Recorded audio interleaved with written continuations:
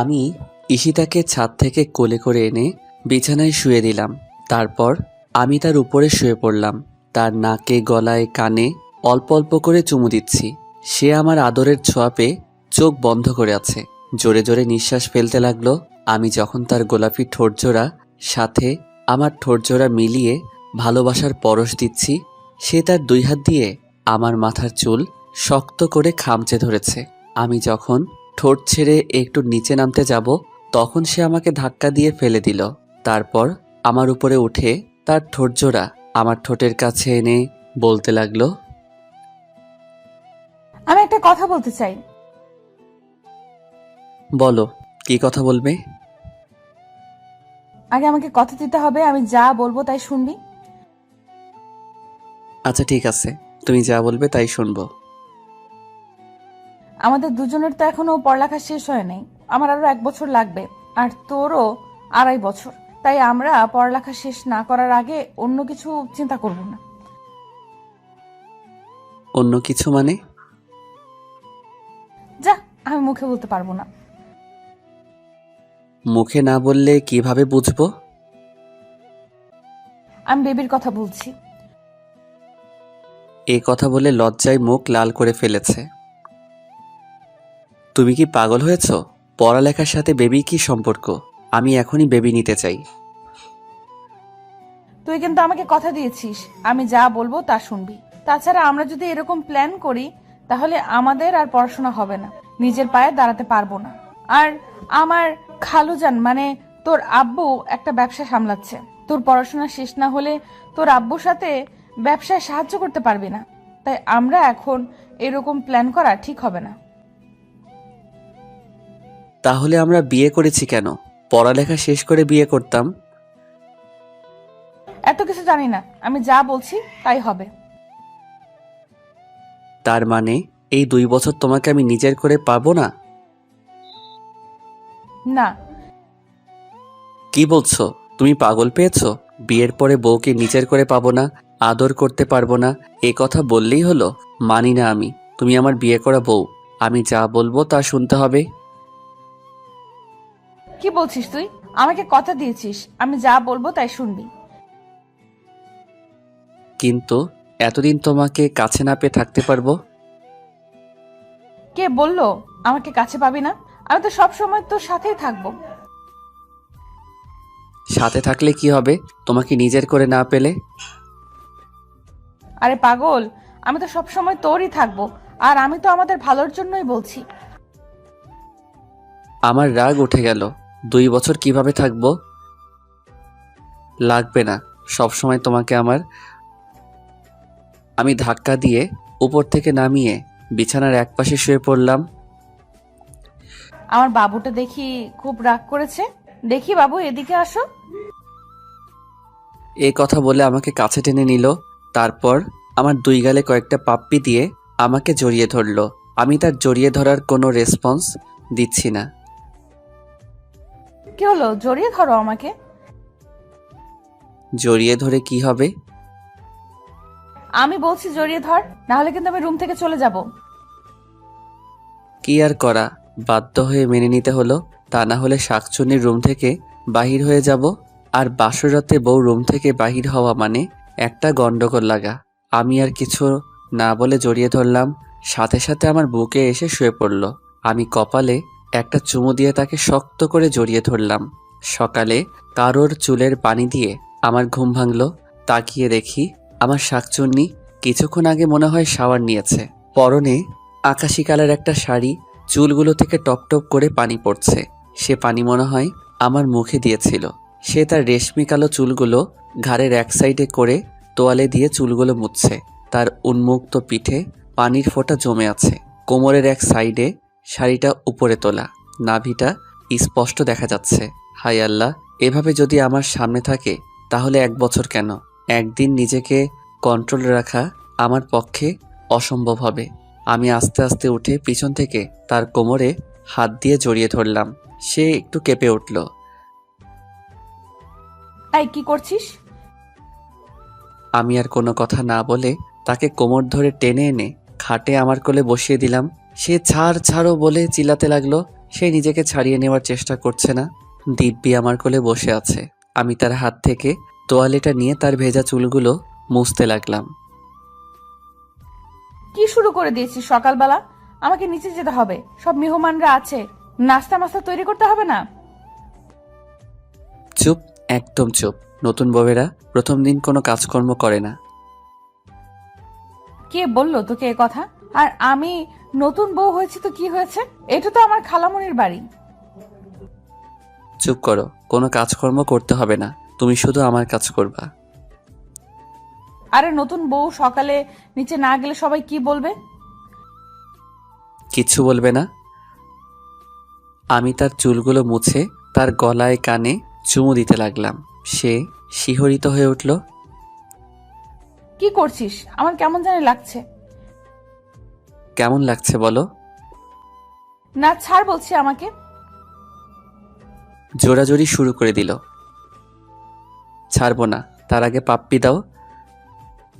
কেন? রাতে অনেকগুলো দিয়েছি, এখন আবার কেন? রাতে দিয়েছ তো কি হয়েছে? দিনে 20টা করে পাপ্পি দিতে হবে, তার একটা কম হলে আমারটা আমি আদায় করে নিব।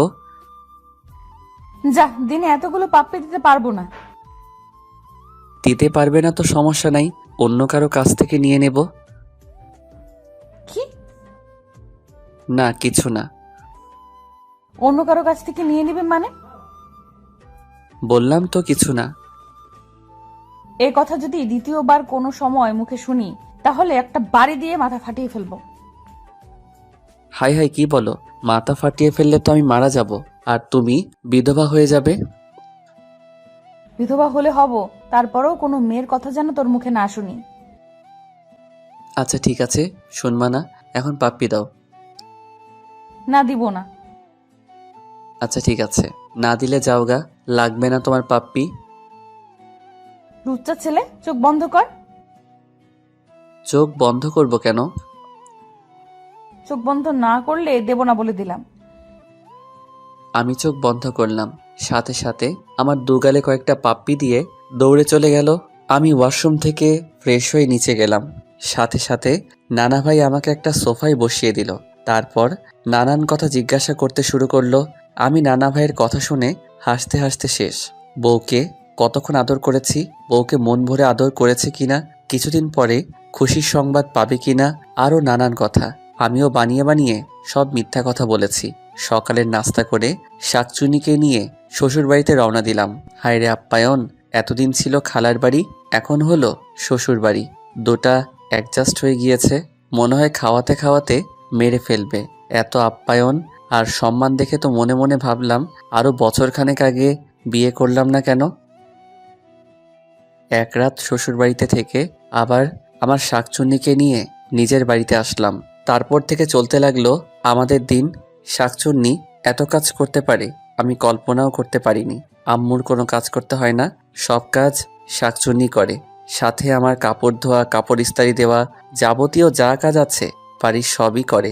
এক সপ্তাহ পরে ভার্সিটিতে যাওয়া শুরু করলাম। একই সাথে ভার্সিটিতে রিক্সা করে যাওয়া, আবার ভার্সিটি শেষ করে একই সাথে রিক্সা দিয়ে আসা।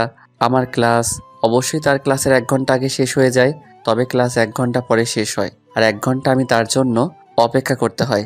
অপেক্ষা না করে যদি চলে যায় তাহলে আমার সাথে রাগ করে 3 দিন কথা বলবে না। আগে তো কথা না শুনলে থাপ্পড় মারতো, কিন্তু বিয়ের পর থেকে আমাকে থাপ্পড় দেয় না। আমি কোনো কিছু বললে, আবার কোনো কিছু করলে রাগ করে অভিমান করে বসে থাকবে। রাতে সোফায় ঘুমাবে, আমাকে স্পর্শ করতেও দিবে না। তাই আমিও তার কথা মতো বাধ্য হয়ে চলি। প্রতিদিন রাতে আমাকে জড়িয়ে ধরে, আমার বুকে মাথা রেখে ছোট বাচ্চার মতো ঘুমাবে। আমিও তাকে ভালোবাসার স্পর্শে জড়িয়ে নেই। ভালোই চলতে লাগলো দিনকাল। আজকে 3 মাস হয়ে গেছে, এখনো তাকে নিজের করে পাইনি। রাতে 4 পাপ্পি, দিনে 4 পাপ্পি নিয়ে সন্তুষ্ট থাকতে হয়। আমি মাঝে মাঝে জোর খাটিয়ে তাকে একটু ভালোবাসা দেই। একদিন রাতে ল্যাপটপে এক বন্ধুর সাথে চ্যাট করতেছিলাম, হঠাৎ একটা ইমেইলে চোখে পড়ল।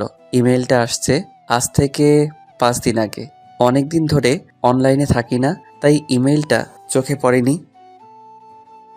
ইমেইলটা পড়ে যা বুঝলাম, লন্ডন একটা ইউনিভার্সিটিতে অ্যাপ্লাই করেছিলাম, তারা আমাকে সিলেক্ট করেছে। সব কিছু ঠিকঠাক থাকলে আগামী 27 তারিখে আমাকে লন্ডনে যেতে হবে এবং সব কাগজপত্র ফিল আপ করতে হবে। 1 তারিখ থেকে আমার ক্লাস শুরু হবে। তার মানে আর 15 দিন। এখন চিন্তায় পড়ে গেলাম, আব্বু আম্মু কি রাজি হবে? বিশেষ করে আমার শাকচুন্নিকে কি বলবো? আমি কি শাকচুন্নিকে ছাড়া থাকতে পারবো? কেউই হয়তো রাজি হবে না, কারণ এখন আমি একটা পাবলিক ভার্সিটিতে লেখাপড়া করছি। তাহলে বিদেশ যাওয়ার দরকার কি?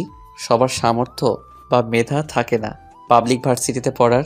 আমার সাথে আমার 3 বন্ধু পরীক্ষা দিয়েছিল, কিন্তু ওরা চান্স পায়নি, আমি পেয়ে গেলাম। আবার মনে মনে ভাবলাম, আব্বু একা ব্যবসা সামলাচ্ছে, আর ঈশিতা যেহেতু আমাকে শর্ত দিয়েছে লেখাপড়া শেষ না করার আগে আমাদের ভবিষ্যতে ফিউচার নিয়ে ভাবা যাবে না, তাহলে দেশে থেকে কি করব? বন্ধু বান্ধবের আড্ডায় ওড্ডায় আরও লেখাপড়ার ক্ষতি হবে। ভাবলাম রাতে খাওয়ার সময় আব্বু আম্মুকে কথাটা বলবো। কিছুক্ষণ পরে নিচে খেতে গেলাম। আমার শাকচুন্নির সবাইকে খাবার বেড়ে দিচ্ছে, আমি অল্প খেয়ে উঠে পড়লাম। ইমেলটা আসার পরে থেকে ভালো লাগছে না। আব্বু আম্মু জিজ্ঞাসা করলো খাবার শেষ না করে উঠে পড়লাম কেন। আসলে আমার তো রকম খিদে নেই, তাই অল্প খাওয়ার পরে পেট ভরে গেছে। এই কথা বলে আমি রুমে চলে আসলাম। কিছুক্ষণ পরে আমার সিনিয়র শাকচুন্নি আসলো। কি হয়েছে, কোনো সমস্যা? খানা না খেয়ে রুমে চলে আসছো কেন? না এমনি, আব্বু আম্মুকে রুমে আছে। হ্যাঁ আছে, কেন? একটু কাজ আছে, আমি আব্বু আম্মুর সাথে একটু কথা বলে আসি। আমার শাকচুন্নি কৌতূহল হয় আমার পিছনে আসতে লাগলো। আম্মু বলতে লাগলো, কি হলো, কিছু বলবি? আসলে আম্মু, আব্বু একা ব্যবসা সামলাচ্ছে, একবার এখান থেকে ওখানে আবার ওখান থেকে এখানে এত দৌড়াদৌড়ি করছে। আমি তো আব্বুকে হেল্পও করতে পারছি না, তাই বাহিরে একটা ভার্সিটিতে অ্যাপ্লাই করেছিলাম। সব কিছু ঠিকঠাক থাকলে আগামী 27 তারিখে আমাকে যেতে বলল, আর 1 তারিখ থেকে ক্লাস। কি বলিস তুই? দেশের বাইরে গিয়ে লেখাপড়া করবি কেন? দেশের সবচেয়ে ভালো ভার্সিটিতে লেখাপড়া করছিস, এখানে লেখাপড়া শেষ করবি, দেশের বাইরে যাওয়ার কোনো দরকার নেই। আম্মু প্লিজ, আমার অনেক দিনের স্বপ্ন দেশের বাইরে কোনো একটা ইউনিভার্সিটিতে লেখাপড়া শেষ করব, তারপর আব্বুর সাথে ব্যবসায় জয়েন করব। তুই কেন বুঝিস না বাবা? তুই আমাদের একমাত্র ছেলে, তুই এত দূরে থাকবি, তাহলে আমরা কিভাবে থাকবো? আর বিশেষ করে ঈশিতা মেয়েটা এক মুহূর্তও তোকে ছাড়া থাকতে পারবে না। ঈশিতার কথা চিন্তা করো না, ওকে আমি বুঝিয়ে বলবো। এখন তোমরা বলো কি করতে। আচ্ছা ঠিক আছে, ঈশিতাকে যদি তুই বোঝাতে পারিস তাহলে যাবি, সমস্যা নেই।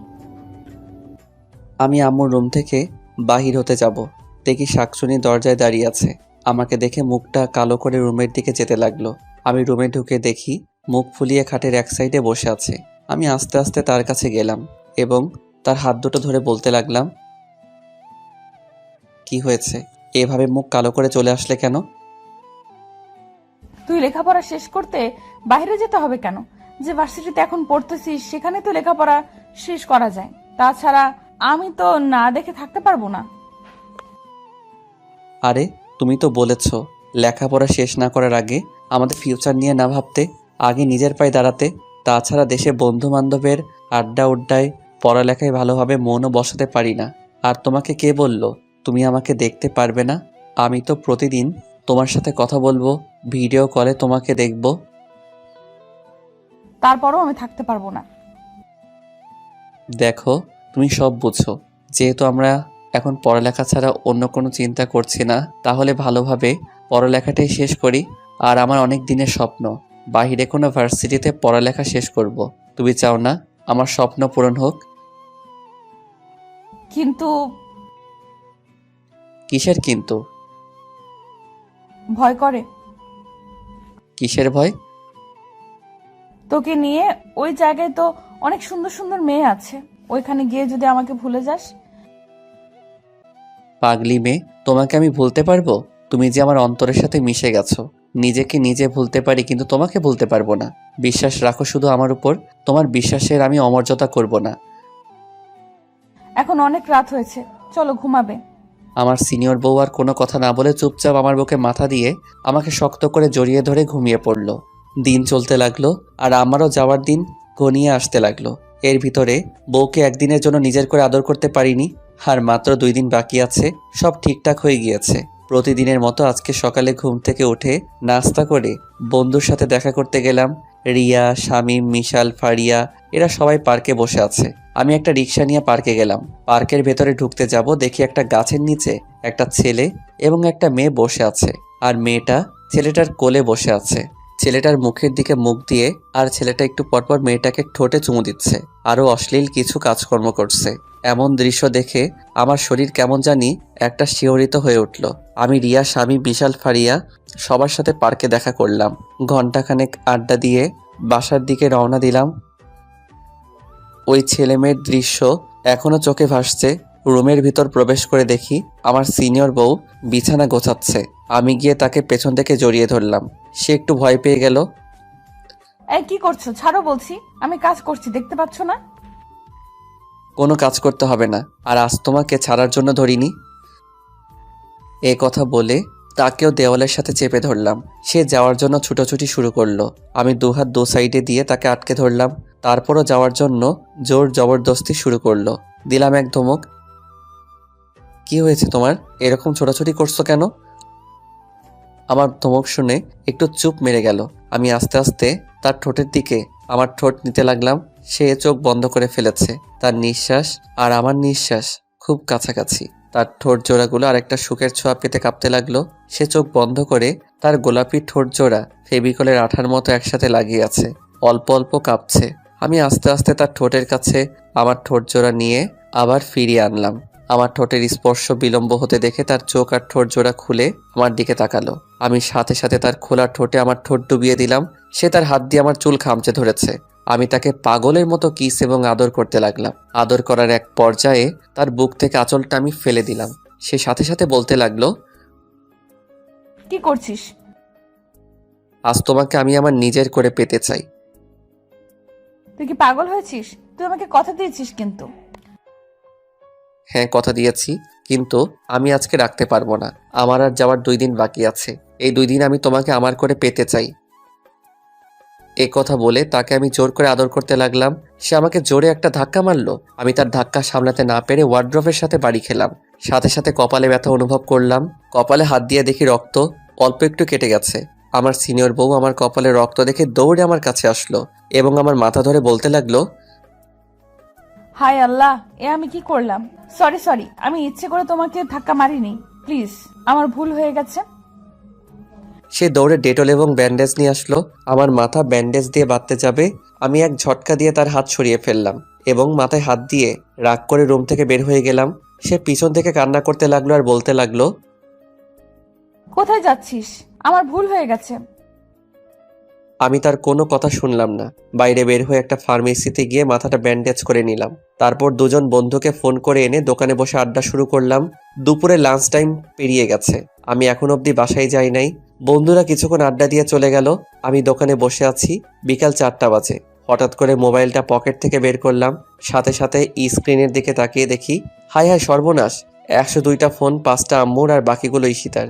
2 মিনিট পরে আবার ফোনটা বাজতে লাগলো। আম্মু ফোন দিয়েছে। আমি ফোনটা রিসিভ করলাম। হ্যালো। কোথায় তুই? তাড়াতাড়ি বাসায় আয়। কেন, কি হয়েছে? তুই সারাদিন বাসার বাইরে, আর ওইদিকে এসে কখন থেকে রুমের দরজা বন্ধ করে কান্না করছে। আমি অনেকবার গিয়ে ডেকেছি খাবারের জন্য, কিন্তু দরজাও খুললো না। তুই তাড়াতাড়ি বাসায় আয়। আমি ফোনটা কেটে দিয়ে বাসার দিকে যেতে লাগলাম। বাসায় আমার রুমে গিয়ে স্পষ্ট শুনতে পাচ্ছি কান্নার আওয়াজ। আমি দরজা একটা ধাক্কা দিয়ে ডাক দিলাম, কিন্তু কান্না করে যাচ্ছে। দরজা খোলার নাম কোনো খবর নাই। আমি আরও কই একটা ধাক্কা দিলাম এবং ডাক দিলাম, কিন্তু দরজা খুলছে না। এবার আমি একটু রেগে বললাম, ঠিক আছে, যত পারো কান্না করতে থাকো, দরজা খোলার দরকার নাই। আমি আবার বাহিরে চলে যাই। সাথে সাথে দরজা খুলে দিল এবং আমাকে জড়িয়ে ধরে কান্না করতে লাগলো। আমার অনেক খারাপ লাগছে, এভাবে কখনো কান্না করতে দেখি নাই। আমার এরকম করা ঠিক হয়নি। আমি তাকে জড়িয়ে ধরে বললাম, আরে কি হয়েছে, এভাবে কান্না করছো কেন? আসলে আমি সরি, ওই সময় আমার মাথা ঠিক ছিল না। এই যে তোমাকে ছুঁয়ে বলছি, তোমার অনুমতি ছাড়া তোমাকে আমি টাচ করব না, একটু কান্নাটা স্টপ করো। সে এক নাগাড়ে কেঁদেই যাচ্ছে আর ভাঙা ভাঙা গলায় বলতে লাগলো, আমি সরি, আমি ইচ্ছে করে এমনটা করিনি, আমি বুঝতে পারিনি এভাবে লেগে যাবে। প্লিজ আমাকে ক্ষমা করে দে। আরে কি বলছো তুমি? আমার তেমন কিছু হয়নি। আর তুমি কান্না করতে করতে চোখগুলো লাল করে ফেলেছো। এই সামান্য বিষয় নিয়ে এভাবে কান্না করতে হয়? তুই আমার ফোন ধরিসনি কেন? আমার ফোন ভাইব্রেশন লাগানো ছিল, তাই ধরতে পারিনি। তুমি খেয়েছো? তোকে ছাড়া খেয়েছি কখনো? তুমি না খেয়ে এভাবে কান্না করছো, কেমনটা লাগে বলো তো? চলো খাবে। এ কথা বলে আমি তাকে কোলে তুলে নিলাম। সে তার হাত দিয়ে আমার গলা জড়িয়ে ধরলো আর বলতে লাগলো, কি করছিস? খালামণি দেখবে তো। আম্মু দেখলে দেখুক, আমার বউকে আমি কোলে নিব। কার কি? আমি ঈশিতাকে কোলে নিয়ে সিঁড়ি দিয়ে নিচতলায় নামছি। এমন সময় আম্মু হুট করে কোথায় থেকে যেন এসে পড়ল। আমার সিনিয়র বউ আম্মুকে দেখে আমার কোল থেকে নামার জন্য ছটফট করতে শুরু করলো। আমি একটু রাগী লুক নিয়ে তার চোখের দিকে তাকালাম। সে সাথে সাথে চুপটি মেরে গেল। আম্মু বলতে লাগলো, কি হয়েছে ঈশিতার? এতক্ষণ রুমে বসে কান্না করছিল, এখন তুই কোলে নিয়ে নিচে নামছিস, কোনো সমস্যা হয়েছে নাকি? আমার সিনিয়র বউ আম্মুর কথা শুনে লজ্জায় মুখ লাল করে আমার বুকের দিকে মুখ ঘুরালো। আমি থমথমে গলায় বললাম, আসলে ঈশিতার অনেকক্ষণ ধরে নাকি কি জন্য পায়ে ব্যথা করছিল, তাইলে নিচে নেমে খাবার খেতে পারেনি। আমার কথা শুনে আম্মু বলতে লাগলো, বোকামি, এমন বোকামি তো দেখি নাই। পায়ে ব্যথা করলে আমাকে বলবি না? না খেয়ে দরজা বন্ধ করে কান্না করলে পায়ে ব্যথা যাবে? যা, ওকে নিয়ে উপরে যা, তারপর পায়ে ব্যথার মলম লাগিয়ে দে। আমি তোদের দুজনের জন্য খাবার নিয়ে আসছি। আমি আমার সিনিয়র বউকে কোলে করে রুমে নিয়ে আসলাম। সে সাথে সাথে আমার কোল থেকে নেমে পড়ল। তারপর বলতে লাগলো, আমি বলছি না খালামণি দেখে ফেলবে? আরে আম্মু দেখেছে তো কি হয়েছে? যা, খালামণির সামনে বুঝি আমার লজ্জা করে না? খালামণি এখন কি ভাববে? আরে আমার লজ্জাপতি সিনিয়র বউ, আম্মু কিছু ভাববে না। ছেলে তার ছেলের বউকে করে নিয়েছে, তাতে কি ভাবার আছে? একটা বাড়ি দিয়ে মাথা ফাটিয়ে ফেলবো। ও মা, আমি আবার কি করলাম? মাথা ফাটাবে কেন? সিনিয়র বউ বলিস কেন? তুই বউ বলতে পারিস না? আচ্ছা ঠিক আছে, সিনিয়র বউ বলবো না, সিনিয়র শাকচুনি বলবো। কি বললি? না কিছু না। কিছু না মানে? তুই সিনিয়র শাকচুন্নি বললি কেন? সরি, মুখ ফসকে বের হয়ে গিয়েছে। মুখ ফসকে বের হয়নি, তুই ইচ্ছাকৃতভাবে বলেছিস। আজকে খাইছি তোরে আমি। আরে কি করছো?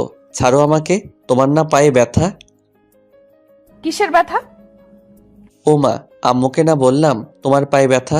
এখন আম্মু যদি এসে দেখে তুমি ব্যথা নিয়ে তার ছেলের গলা চেপে ধরে আছো, তাহলে আম্মুও বুঝে ফেলবে যে তোমার পায়ে খুব ব্যথা নেই। তোমাকে আমি এমনি এমনি কোলে নিয়েছিলাম।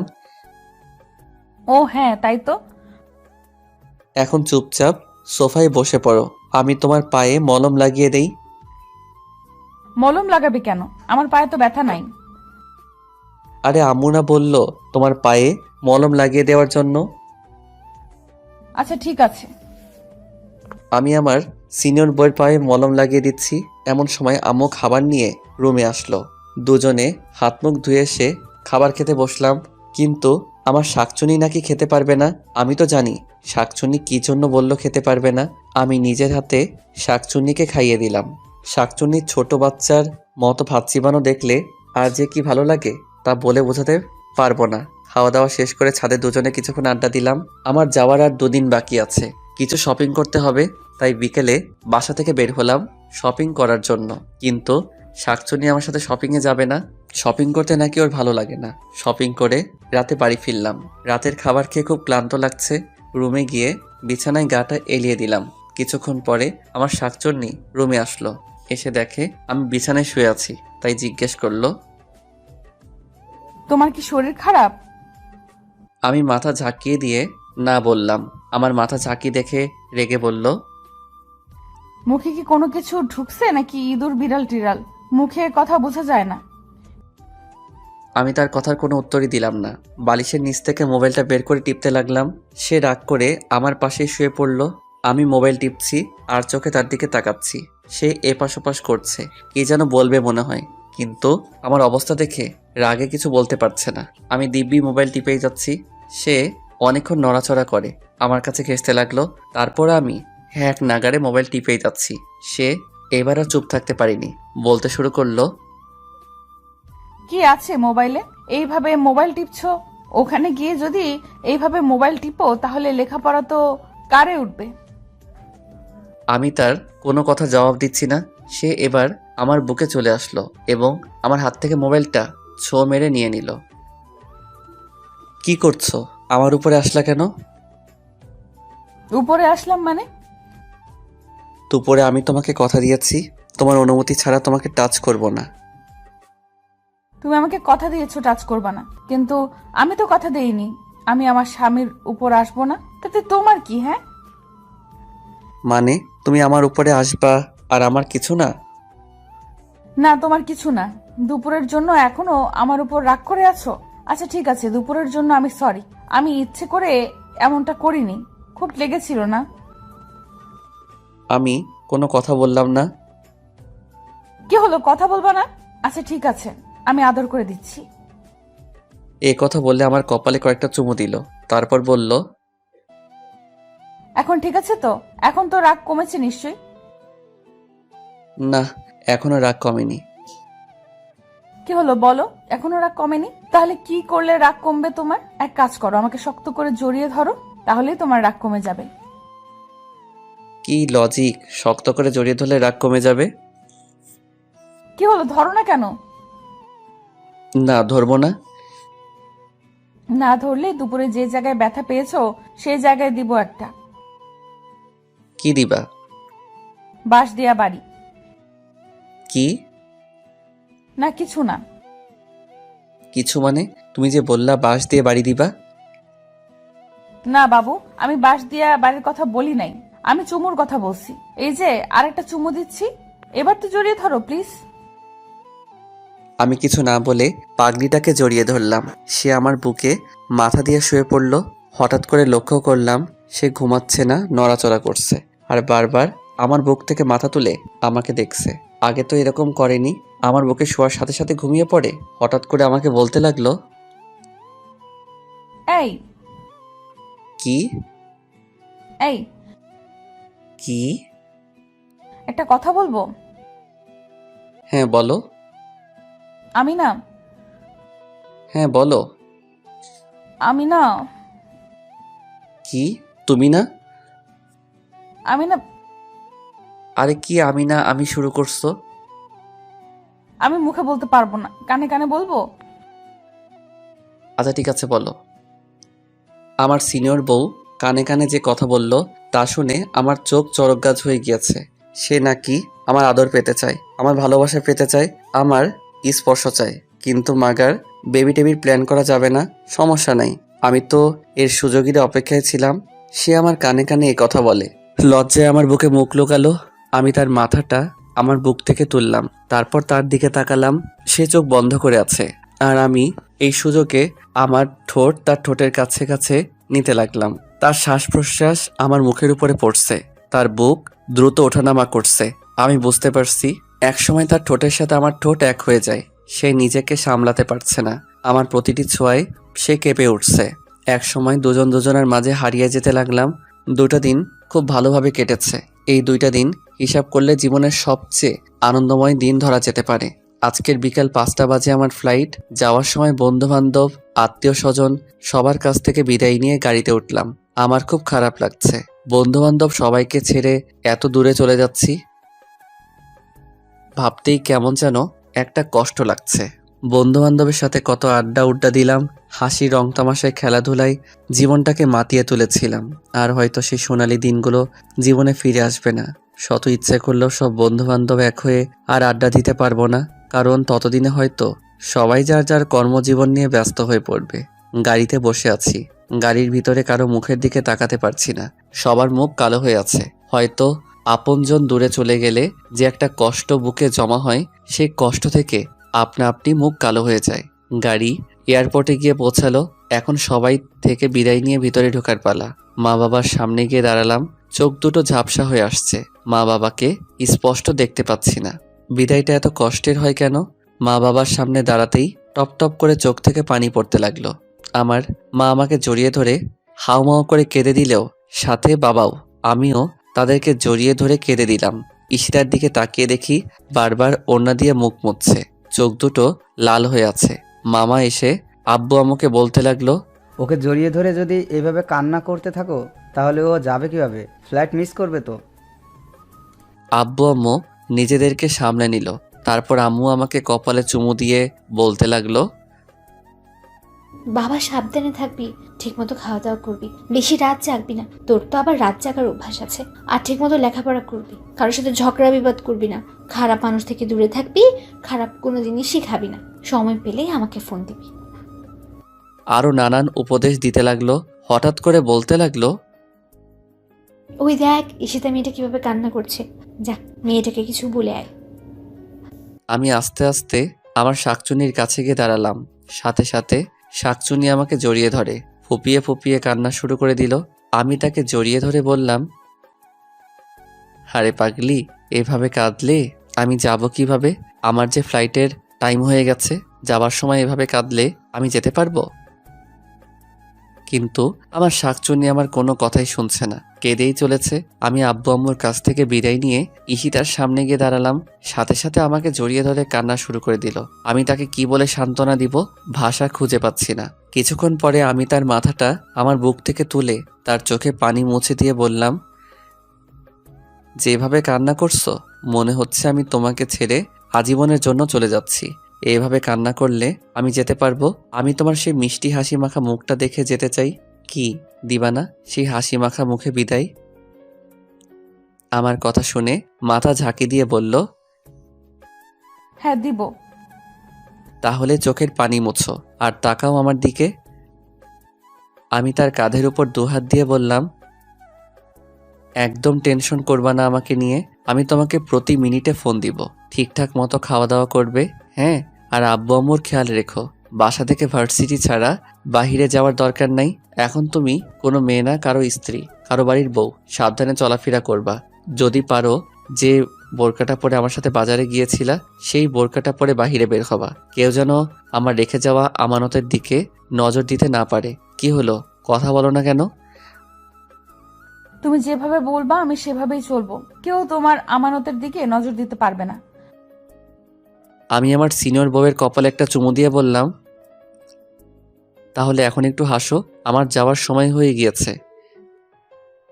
ঈশিতা একটা মুচকি হাসি দিল, কিন্তু সেই হাসিতে কোনো প্রাণ নেই। আসলে প্রিয় এবং কাছের মানুষ যদি দূরে কোথাও চলে যায়, সেই কাছের মানুষকে বিদায় দেওয়াটা যে কতটা কষ্টের মুহূর্ত শুধু তারাই অনুভব করতে পারবে, যারা কাছের এবং প্রিয় মানুষকে দূরে কোথাও যাওয়ার সময় বিদায় দিয়েছে। আমি বললাম, তাহলে আসি।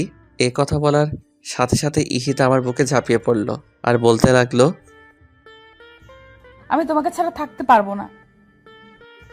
পাগলিবে, আমি তো আজীবনের জন্য চলে যাচ্ছি না, মাত্র তো কয়েকটা বছর, তারপর তো আবার তোমার কাছে ফিরে আসবো।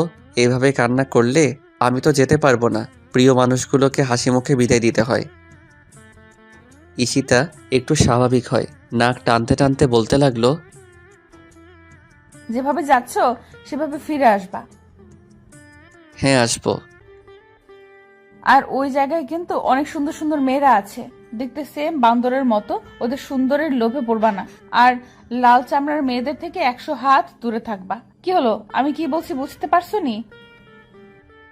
হ্যাঁ বোঝাতে পারছি। আর ঠিকঠাক মতো খাওয়া দাওয়া করবা, শরীরের যত্ন নিবা। ওই জায়গায় একদম অগোছালো ছেলেদের মতো থাকবে না। বাইরে ঘোরাঘুরির দরকার নাই। Varsity to hostel, hostel to varsity, এর ভেতরে কোনো জায়গায় যাবা না। মন দিয়ে পড়বা। মোবাইলে খারাপ কোনো ভিডিও দেখতে পারবা না বলে দিলাম। প্রতিদিন আমার সাথে মোবাইলে কথা বলতে হবে, তা না হলে কিন্তু আমি না খেয়ে থাকবো। আর ওই জায়গায় যদি উল্টাপাল্টা কিছু করো তাহলে কিন্তু আমাকে হারাবা। তোমাকে হারাবো মানে? আমি স্টেট মারা। কথাটা শেষ করতে দেই নাই, তার আগে তার মুখে হাত দিয়ে চেপে ধরলাম। চুপ, একদম এ কথা বলো না। তুমি যেভাবে বলবা সেইভাবেই ওই জায়গায় চলবো। তুমি একদম আমাকে নিয়ে টেনশন করবা না। আমি তোমারই আছি, তোমারই থাকবো। বুঝতে পেরেছ? ঈশিতা মাথা ঝাঁকি দিয়ে বলল, হ্যাঁ। এখন তাহলে আমি যাই। আচ্ছা ঠিক আছে, যাই বলি না, বলো আসি। আচ্ছা, আসি তাহলে। সবার কাছ থেকে বিদায় নিয়ে এয়ারপোর্টের ভিতরে ঢুকবো। এয়ারপোর্টের টার্মিনালের বাহিরে শেষ কদমটা রাখার আগে পিছনে একবার ঘুরে দাঁড়ালাম। দেখি আব্বু আম্মু নির্বাক হয়ে দাঁড়িয়ে। আম্মু চোখের জল মোছার ব্যর্থ চেষ্টা করতেছে, কিন্তু পারছে না। কোনো বাবা মা প্রিয় সন্তানকে দূরে কোথাও পাঠানোর সময় স্বাভাবিক থাকতে পারে না। ঈশিতার দিকে একবার তাকালাম, চাতক পাখির নয়নজোড়ার মতো তীক্ষ্ণ দৃষ্টি নিয়ে আমার যাবার পথের দিকে তাকিয়ে আছে। আমি খেয়াল করে দেখলাম আমার চোখ দুটি ঝাপসা হয়ে আসছে। চোখের কোণে কয়েক ফোঁটা নোনা জল এসে জড়ো হয়েছে। আর পিছনে না তাকিয়ে সোজা ভিতরে চলে গেলাম। বিমান লন্ডনের উদ্দেশ্যে উড়াল দেওয়ার কিছু মুহূর্ত আগে বড় একটা নিঃশ্বাস নিয়ে আমার সোনার দেশের মাটির ঘ্রাণ নিলাম। আব্বু আম্মুর আর ঈশিতার বলা কথাগুলো মনের গোপন সিন্দুক কোটায় জমা করে রাখলাম, যেন সেখান থেকে বের করে তা অক্ষরে অক্ষরে পালন করতে পারি। চলে আসলাম সেই জীবন স্বপ্ন পূরণের ভার্সিটিতে। 2 দিন হোস্টেলে থাকলাম। 2 দিনে অনেক জায়গা ঘোরা হয়ে গিয়েছে। ঈশিতা ঠিকই বলছে, এখানের মেয়েরা অনেক সুন্দর, কিন্তু আমাদের দেশের মেয়েদের চেয়ে না। এদের হাসি কেমন যেন, এদের চোখ নারকেলের ভিতরের আবরণের মতো, নাকগুলো লম্পা, কেমন যে বিশ্রী বিশ্রী লাগে। শুধু চামড়া সুন্দর হলে সুন্দরী হওয়া যায় না, কালো হোক আর ফর্সা হোক, তার হাসি সুন্দর থাকতে হবে, তার চোখে মায়া থাকতে হবে। যে চোখের দিকে তাকালে সেই চোখের অতল সাগরে যে কোনো ব্যক্তি সেকেন্ডের ভিতর নিজেকে ভাসাতে পারবে। কণ্ঠস্বর খুব মিশ্রণ হতে হবে।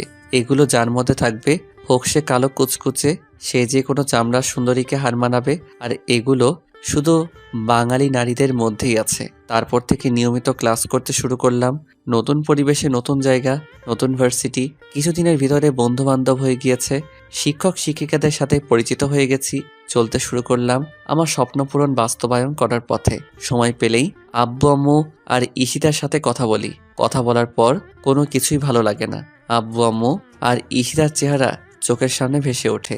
খুব মিস করি বন্ধুদের আড্ডার মজা। জানি যতদিন থাকবো এই দূর দেশে, তো দিন থাকবে প্রিয় মানুষদের সাথে কাটানোর সময়গুলো আমার স্মৃতির ফ্রেমে। দিন চলতে লাগলো, এক এক করে 4টা বছর চলে গেল। বিবিএ ফাইনাল এক্সাম দিয়েছি। 15 দিন পরে রেজাল্ট জানাবে। উপস্থিত হলাম রেজাল্টের দিন ভার্সিটিতে। বছরের 10 জন সেরা ছাত্র, এর ভিতর আমি 3 নাম্বার হয়েছি। বিদায় অনুষ্ঠানে ওই দেশের পররাষ্ট্রমন্ত্রী আমাকে বছরের সেরা ছাত্র পুরস্কার তুলে দিলেন এবং আমার হাতে সরকারি সিলমোহর দিয়ে বিবিএ ডিগ্রিধারী সার্টিফিকেট তুলে দিলেন।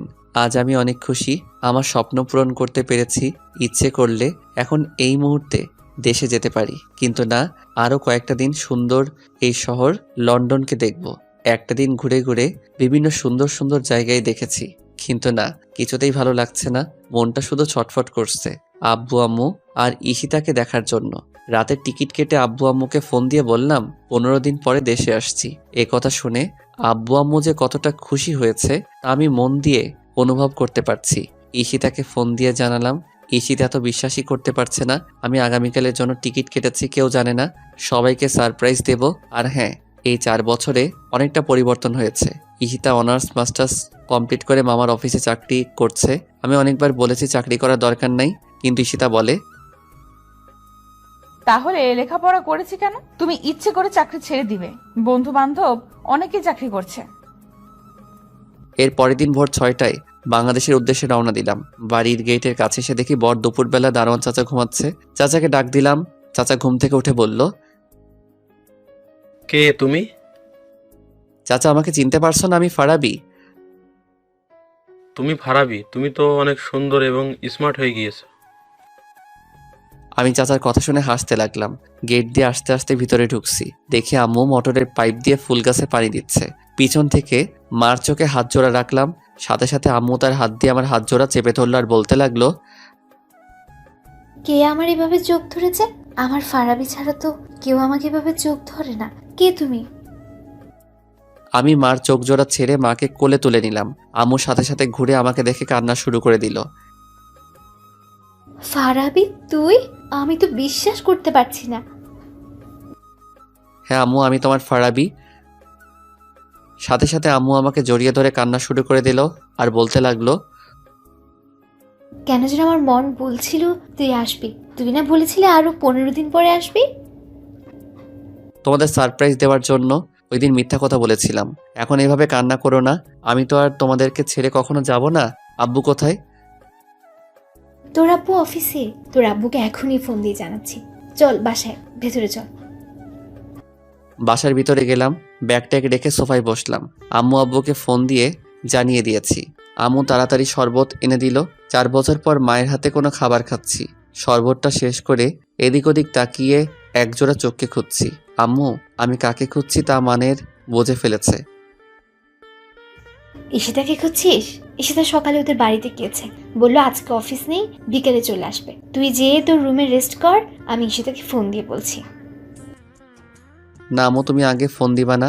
আমি ওদের বাসায় গিয়ে ওকে সারপ্রাইজ দেব। আচ্ছা ঠিক আছে, তুই এখন গিয়ে একটু রেস্ট কর, তারপর ওদের বাড়িতে যাবি। আমি আমার রুমে এসে দেখি রুম খুবই পরিপাটি এবং খুব সুন্দর করে গোছানো। আমার বইপত্র কাপড় চোপড় খুব যত্ন করে রাখা। ওয়াশরুম থেকে ফ্রেশ হয়ে বিছানায় গা এলিয়ে দিতেই দু চোখে ক্লান্তির ঘুম এসে জড়ো হয়েছে। দুপুরে আম্মুর ডাকে ঘুম ভাঙলো। ঘুম থেকে উঠে ফ্রেশ হয়ে নিচে নেমে দেখি আব্বু দাঁড়িয়ে আছে। আমি আব্বুকে সালাম করলাম। আব্বু আমাকে জড়িয়ে ধরলো। ঈশিতাটাকে এখন অবধি দেখি নাই। দুপুরে মায়ের হাতে রান্না করা খাবার খুব তৃপ্তি সহকারে পেট ভরে খেলাম। দুপুর পেরিয়ে বিকালের মধুলগ্ন সময়ে আমি ঈশিতাদের দরজার সামনে দাঁড়িয়ে কলিং বেল চাপতে লাগলাম আর যন্ত্রণাদায়ক অপেক্ষা করতে লাগলাম কখন দরজা খুলবে আর আমার সিনিয়র শাকচুন্নিকে দেখব। 1 মিনিট পরে খালামণি এসে দরজা খুলে দিল। হঠাৎ করে আমাকে দেখে খালামণি চমকে উঠল, যেন বিদ্যুতের শক খেয়েছে। ফারাবি তুই? আমি খালামণিকে সালাম করলাম। তুই না বললি 15 দিন পরে আসবি? হ্যাঁ বলছিলাম, কিন্তু তোমাদেরকে সারপ্রাইজ দেওয়ার জন্য আজকে চলে আসছি। হঠাৎ করে লক্ষ্য করে দেখি ড্রয়িং রুমের এক সাইডে কয়েক জোড়া ছেলেদের জুতা রাখা। আমি খালামণিকে জিজ্ঞাসা করলাম, বাসার ভিতরে ছেলেদের জুতো কেন? খালামণি বলল, এগুলো সাকিবের জুতো। সাকিব? কোন সাকিব? সাকিবের জুতা এখানে কেন? আরে তোর মামাতো ভাই সাকিবের জুতো। সাকিব এখানেই থাকে, ওদের অফিস এখান থেকে কাছে, তাই যাতায়াতের সুবিধার জন্য এখানেই থাকে গত 2 মাস ধরে। আর ঈশিতা তো সাকিবদের অফিসেই চাকরি করে। কই ঈশিতা তো আমাকে একথা বলে নাই যে সাকিব ভাইদের অফিসে চাকরি করে। হয়তো তোকে বলতে মনে নেই। এখন আপনাদেরকে সাকিবের কথা একটু বলি। সাকিব আমার বড় মামার ছেলে, আমার চেয়ে 13 বছরের বড়। মাস্টার্স কমপ্লিট করে তাদের অফিসে দেখাশোনা করছে। আচ্ছা বাদ দে, তুই ঈশিতাকে না জানিয়ে হঠাৎ করে চলে আসলি। আমি তো বিশ্বাসই করতে পারছি না। ঈশিতা জানলে কতটা খুশি হবে তুই জানিস?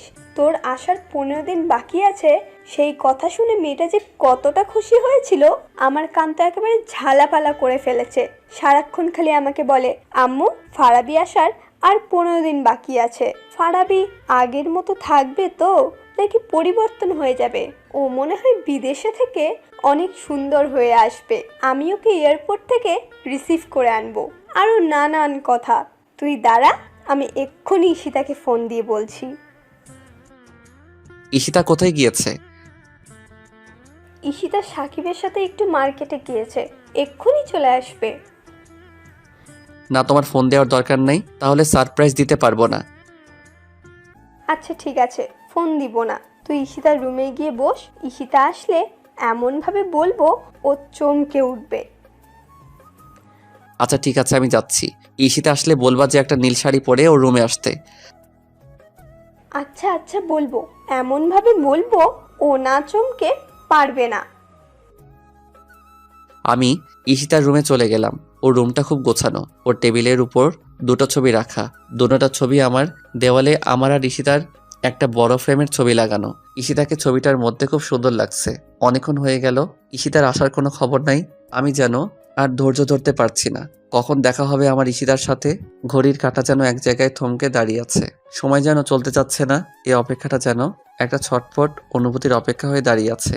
10 মিনিট পরে খালামণি 1 কাপ আমার পছন্দের জ্যামলি কফি এনে দিল। কফির মগটা হাতে নিয়ে দোতলা বারান্দায় গিয়ে দাঁড়ালাম। শেষ বিকেলের লাল রক্তিম সূর্য অস্ত যায় যায় অবস্থা।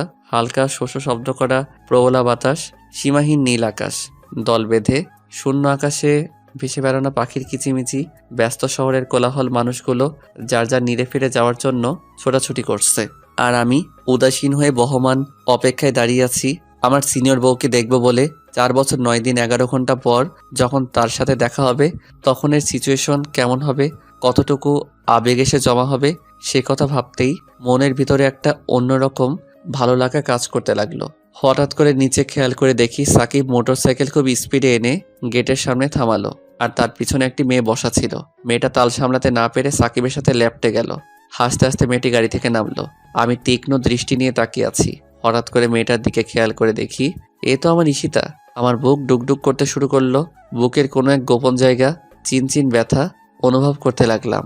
সারপ্রাইজ দিতে এসে আবার আমি সারপ্রাইজ হয়ে যাই, কে জানে, হতেও তো পারে। ঈশিতা আর সাকিব হেসে হেসে বাসার ভিতরে ঢুকছে, আর সে হাসি যেন আমার বুকে ধারালো ছুরির মতো বিঁধছে। এ আমি কি দেখছি? ঈশিতা এরকম টাইট ফিটিং বোরকা পরে সাকিবের সাথে মার্কেটে গিয়েছিল? আমি ভাবতেও পারছি না 4 বছর পরে এসে আমার ঈশিতাকে এই রূপে দেখব। আমার ঘৃণা হচ্ছে। তার মানে ঈশিতা আমার থেকে দূরে থাকার সুবাদে অফিসের নাম করে এরকম অশ্লীল কাপড় চোপড় পরে মার্কেট করে ঘুরে বেড়াচ্ছে, তাও আবার আরেকজনকে নিয়ে আমার অগোচরে। আর আমাকে ভুলভাল বুঝিয়েছে যে সে সর্বদা পর্দা করে চলে। আমি দোতলা বারান্দা থেকে ঈশিতার রুমে চলে আসলাম। তারপর ঈশিতার রুমের জানালার গ্লাস দিয়ে তাকিয়ে আছি ড্রয়িং রুমে। ঈশিতা আর সাকিব কি করে? এরা দুজন বাসার ভিতরে ঢোকার সাথে সাথে খালামণি বলতে শুরু করলো, এতক্ষণে আসলি? আমি কখন থেকে তোদের জন্য ওয়েট করছি। ঈশিতা বলতে লাগলো, আর বলো না আম্মু, ও আমাকে সারাটা রাস্তা জ্বালিয়ে মেরেছে। আর দেখো আমাকে কি কাপড় পছন্দ করে দিয়েছে। এরকম কাপড় কেউ পরে? সাকিব বলতে লাগলো, দেখো ফুপি, ওর কাপড়গুলো খুব সুন্দর না? ওকে কিন্তু খুব মানাবে। ও সারা রাস্তা উল্টো আমাকে জ্বালিয়ে মেরেছে। ওর কাপড়গুলো নাকি সুন্দর না? কত সুন্দর। আর তুই যে শার্ট প্যান্টগুলো আমাকে পছন্দ করে দিয়েছিস সেগুলো তো একেবারে ডাস্টবিন। মোটেও না, আমি যেগুলো তোকে পছন্দ করে দিয়েছি সেগুলো তুই পরলে তোকে অনেক সুন্দর লাগবে। শার্ট প্যান্ট আর টাই পরলে আমাকে এমনিতে হ্যান্ডসাম লাগে, তোর ওই শার্ট প্যান্ট পরলে আমাকে ফকিরের মতো লাগবে। ওরা দুজনের কথা শুনে মনে হচ্ছে ওরা প্রকৃতপক্ষে স্বামী স্ত্রী, আর আমি তৃতীয় পক্ষ ভিলেন হয়ে তাদের মধ্যে এসে পড়েছি। এই তোরা থাম। ঈশিতা, ফারাবির কোন শাড়ি পছন্দ রে? কেন? না, এমনি। নীল আর আকাশি কেন বলতো? না এমনি। তুই এক কাজ কর, একটা নীল বা আকাশি শাড়ি পরে তোর রুমে যা। আমার রুমে ফারাবের পছন্দের নীল বা আকাশি শাড়ি পরে যেতে হবে কেন? তুই তো রুমে গেলেই দেখতে পাবি। আরে আজীব তো, আমার রুমে গেলে কি দেখতে পাবো? এত কথা বলিস কেন? তুই একটা শাড়ি পরে রুমে গিয়ে দেখ না। আচ্ছা ঠিক আছে, যাচ্ছি। ঈশিতার রুমে গিয়ে একটা আকাশি কালারের শাড়ি পরতে লাগলো, আর দুনিয়ার কৌতূহল এসে ওর মাথায় জমা হতে লাগলো। কে আছে আমার রুমে যে কারণে আম্মু বলল ফারাবির পছন্দের শাড়ি পরতে? আর আমিও বা কেন ফারাবির পছন্দের শাড়ি পরছি কিছুই বুঝতে পারছি না। ঈশিতার শাড়ি পরা শেষ হলে সাকিব গিয়ে ঈশিতার রুমে ঢুকে। এইখানে আসলি কেন? এমনিতে দেখতে আসলাম শাড়ি পরলে তোকে কেমন লাগে। তোর দেখতে হবে না, তুই যা এখান থেকে। বাহ, তোকে তো আকাশি কালার শাড়িতে খুব সুন্দর লাগছে। দেখতে হবে না কার পছন্দের, এই শাড়িটা ফারাবির পছন্দের। ও নিজে আমাকে কিনে দিয়েছিল। ও বলেছিল এই শাড়িতে নাকি আমাকে খুব মানাবে আর অনেক সুন্দর লাগবে, তাই এই শাড়িটা তুলে রেখেছিলাম। ফারাবি যেদিন আসবে ওই দিন ওর সামনে এই শাড়িটা পরে দাঁড়াবো, ওকে চমকিয়ে দেবো আর বলবো, দেখো তোমার দেওয়া শাড়িটা আজও আমি যত্ন করে তুলে রেখেছি, তোমার সামনে পরবো বলে, তোমার মুখ থেকে একবার আমার প্রশংসা শুনবো বলে। বাহ বাহ, দারুণ তো। আমার দেয়া পছন্দের শাড়ি পরলে বুঝি তোকে সুন্দর লাগবে না? তোর আবার পছন্দ? এইভাবে হাসছিস কেন? আমার দেওয়া শাড়ি পরলে তোকে আরো সুন্দর লাগবে। তোর দেওয়া শাড়ি আমার পরারও দরকার নাই, আর সুন্দর লাগারও দরকার নাই। তোর বউকে তোর শাড়ি পছন্দের শাড়ি দিস, সর সামনে থেকে। আরে কোথায় যাচ্ছিস, দাঁড়া না। এই কথা বলে সাকিব ঈশিতার হাত ধরে ফেলল। তুই আমার হাত ধরছিস কেন? আমার হাত ছাড়। আচ্ছা ছাড়বো, আগে তোর সাথে কয়েকটা ছবি তুলি। তোকে শাড়িতে যে সুন্দর লাগছে না, আমি তো চোখ সরাতে পারছি না। চোখ নিচে নামিয়ে রাখ, আমার দিকে ভুলেও তাকাবি না। আমি আরেকজনের রেখে যাওয়ার সম্পদ, সে সম্পদের দিকে কেউ কুনজরে তাকাবে তা আমি হতে দেব না। আরে আমি তো তোর দিকে কোন নজরে তাকাই না, ভালোবাসার নজরে তাকাই। ভালোবাসার নজরে তাকাস মানে? ভুলেও এ কথা মুখে আনবি না। কোনো নজরে আমার দিকে তাকাতে পারবি না, ব্যাস। আচ্ছা ঠিক আছে, তাকাবো না। এখন চল একটা ছবি তুলি। আচ্ছা ঠিক আছে, তুল। সাকিব ঈশিতার গায়ের সাথে গা ঘেঁষে ছবি তুলতে লাগলো। এমন সময় ওরা কি করে দেখার জন্য একটু সামনে গেলাম। যখন আমি দেখলাম ঈশিতার গায়ের সাথে গা ঘেঁষে সাকিব ছবি তুলছে, তখন আমার বুঝতে বাকি রইল না ঈশিতার সাথে সাকিবের কিছু চলছে। বুকের ভিতরে জমে থাকা 4 বছরের ভালোবাসাটা যেন সেকেন্ডের ভিতরে ঘৃণায় পরিণত হলো। রাগে আমার সমস্ত শরীর কাঁপতে লাগলো। ইচ্ছে করছে এখন গিয়ে ঈশিতার গালে কয়েকটা থাপ্পড় দেই। স্বামী দূরে রেখে আরেকজনের সাথে গা ঘেঁষে ছবি তুলে, কিন্তু ওকে আমি ভালোবাসি। ভালোবাসার মানুষের উপরে হাত তোলা যায় না, তাকে ভালোবাসার মাধ্যমেই বোঝাতে হয়, আর তা না হলে হিতে বিপরীত হয়ে যায়। আমি রাগে বাসা থেকে বেরিয়ে যাচ্ছি। খালামণি বলতে লাগলো, কোথায় যাচ্ছিস ফারাবি? ঈশিতা শাড়ি পরতে গিয়েছে, এক্ষুনি চলে আসবে। কি শাড়ি যে পরেছে তা আমি দেখেছি। আমার একটা জরুরি কাজ আছে, আমি চলে যাচ্ছি। কি এমন জরুরি কাজ যে এতদিন পরে সে ঈশিতার সাথে দেখা না করেই চলে যাচ্ছিস? ঈশিতা যদি জানতে পারে তাহলে কি হবে জানিস?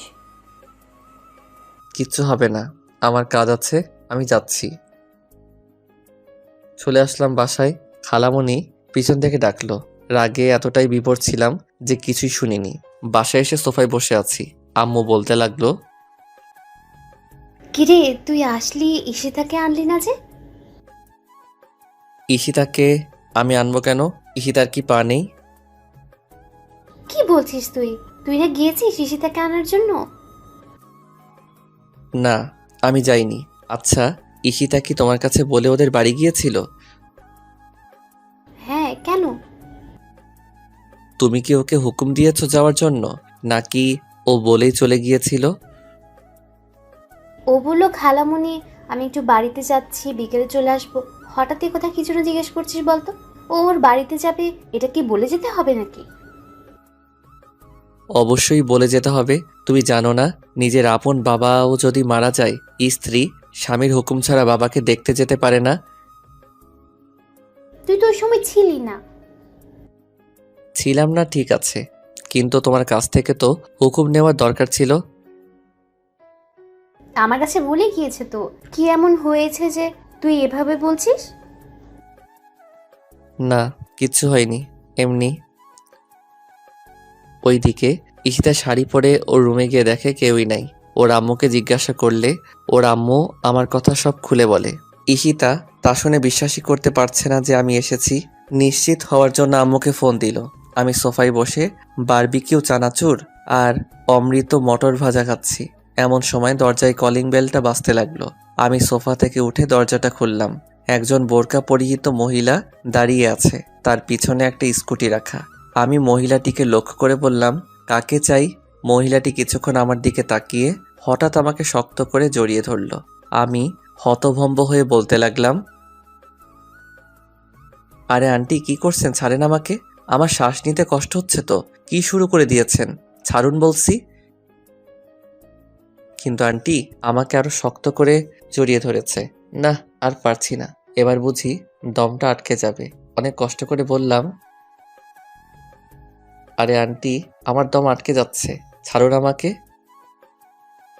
সাথে সাথে আমাকে ছেড়ে দিয়ে মুখের পর্দাটা তুলল আর বলতে লাগলো, শয়তান, আমি আন্টি না, আমি তোমার ঈশিতা। এই কথা বলে আবারও জড়িয়ে ধরল। এবার কিছু একটা স্বস্তি পাচ্ছি। 4 বছরের জমিয়ে রাখা ভালোবাসার অনুভূতিটা আবেগ হয়ে একসাথে বেরিয়ে আসতে যাচ্ছে। কিছুক্ষণ জড়িয়ে ধরে রাখার পরে বলতে লাগলো, দেখি তোমাকে, আমি তো বিশ্বাসই করতে পারছি না তুমি আমার সামনে দাঁড়িয়ে আছো। আমি যা ভেবেছি তাই, তুমি আগের চেয়ে খুব সুন্দর হয়ে গেছো, কিন্তু চেহারাটা সে পিচ্চি পিচ্চি রয়ে গেছে। কি হলো, কথা বলো না কেন? কি বলবো? কি বলবো মানে? তুমি বলেছিলে 15 দিন পরে আসবে, কিন্তু হঠাৎ করে চলে আসছো। তাহলে আমাকে মিথ্যে বলেছিলে কেন? আর তুমি এসে আমাদের বাসায় গিয়ে আমাকে না দেখে চলে আসলে। আমি কি কষ্ট করে শাড়িটা পরেছিলাম? আমি কি আর জানতাম তুমি আসছো? কি হলো, চুপ করে আছো কেন? কথা বলো, নাকি চেহারার সাথে মন দিল সব পাল্টে ফেলেছো? আমি ঠিকঠাক দাঁড়িয়ে রইলাম, কোনো কথা বলছি না। আসলে 4 বছরে ভালোবাসার জন্য ব্যাকুল হওয়া মনটা কিছু মুহূর্ত আগে ঈশিতার কাজকর্মের দৃশ্যগুলো দেখে ভালোবাসার জন্য ব্যাকুল হওয়া মনটাই হঠাৎ করে কালো ছোট্ট একটা দুঃখ এসে ভিড় করেছে। আম্মু হঠাৎ করে ঈশিতার কণ্ঠ শুনে বলতে লাগলো, ঈশিতা, তুই কখন আসলি? ঈশিতা আম্মুর কথার জবাব দিচ্ছিল। তাদের মাঝখানে আমি আম্মুকে লক্ষ্য করে বললাম, আমার মাথা প্রচণ্ড ব্যথা করতেছে, আমাকে 1 কাপ কফি বানিয়ে দাও। আমি আমার রুমে সোফায় বসে মোবাইল টিপতে লাগলাম। ঈশিতা আম্মুর হাত থেকে কফির কাপটা নিয়ে আমার সামনে গিয়ে দাঁড়ালো। তারপর আমার হাতে কাপটা দিয়ে আমার গা ঘেঁষে বসলো। আমি মোবাইলটা পকেটে রেখে কফির মগে চুমুক দিচ্ছি। ঈশিতা 4 বছর পর আমার এত কাছে আসার পরেও আমার ভাবমূর্তির অনুভূতির ফিলিংস না পেয়ে বলতে লাগলো, কি হলো, তুমি আমার সাথে কথা বলছো না কেন? তুমি কি কোনো কিছুর জন্য আমার প্রতি অসন্তুষ্ট? আমি ঈশিতার কথা শুনে একবার ঈশিতার দিকে ঘুরে তাকালাম। কি হলো, এইভাবে তাকালে কেন? কথা বলো। তুমি কি বোবা হয়ে গেছো? তুমি আমার সাথে কথা বলছো না, মনে হচ্ছে আমার গলায় বিশাল বড় একটা কাঁটা আটকে আছে। আমার ভালো লাগছে না। কথা বলো না, চুপ করে থাকো। মাথা কি বেশি ব্যথা করছে? তাহলে কফি খাওয়ার দরকার নেই, আমি কমপ্লেক্স নিয়ে আসছি। কমপ্লেক্স খেয়ে ওষুধ খেয়ে একটু রেস্ট করো, দেখবে মাথা ব্যথা চলে যাবে। ঈশিতা কমপ্লেক্স দুধ, চিনি আর ট্যাবলেট নিয়ে আসলো আর বলতে লাগলো, এগুলো খেয়ে ওষুধ খেয়ে একটু রেস্ট করো।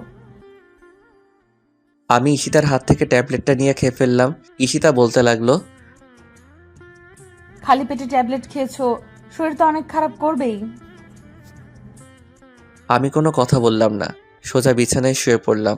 ঈশিতা হয়তো এটা বুঝছে যে আমার মাথা ব্যথা করছে, তাই ওর সাথে কথা বলছি না। আসল কারণ তো ও আর জানে না। ঈশিতা আস্তে আস্তে আমার মাথার পাশে গিয়ে বসলো।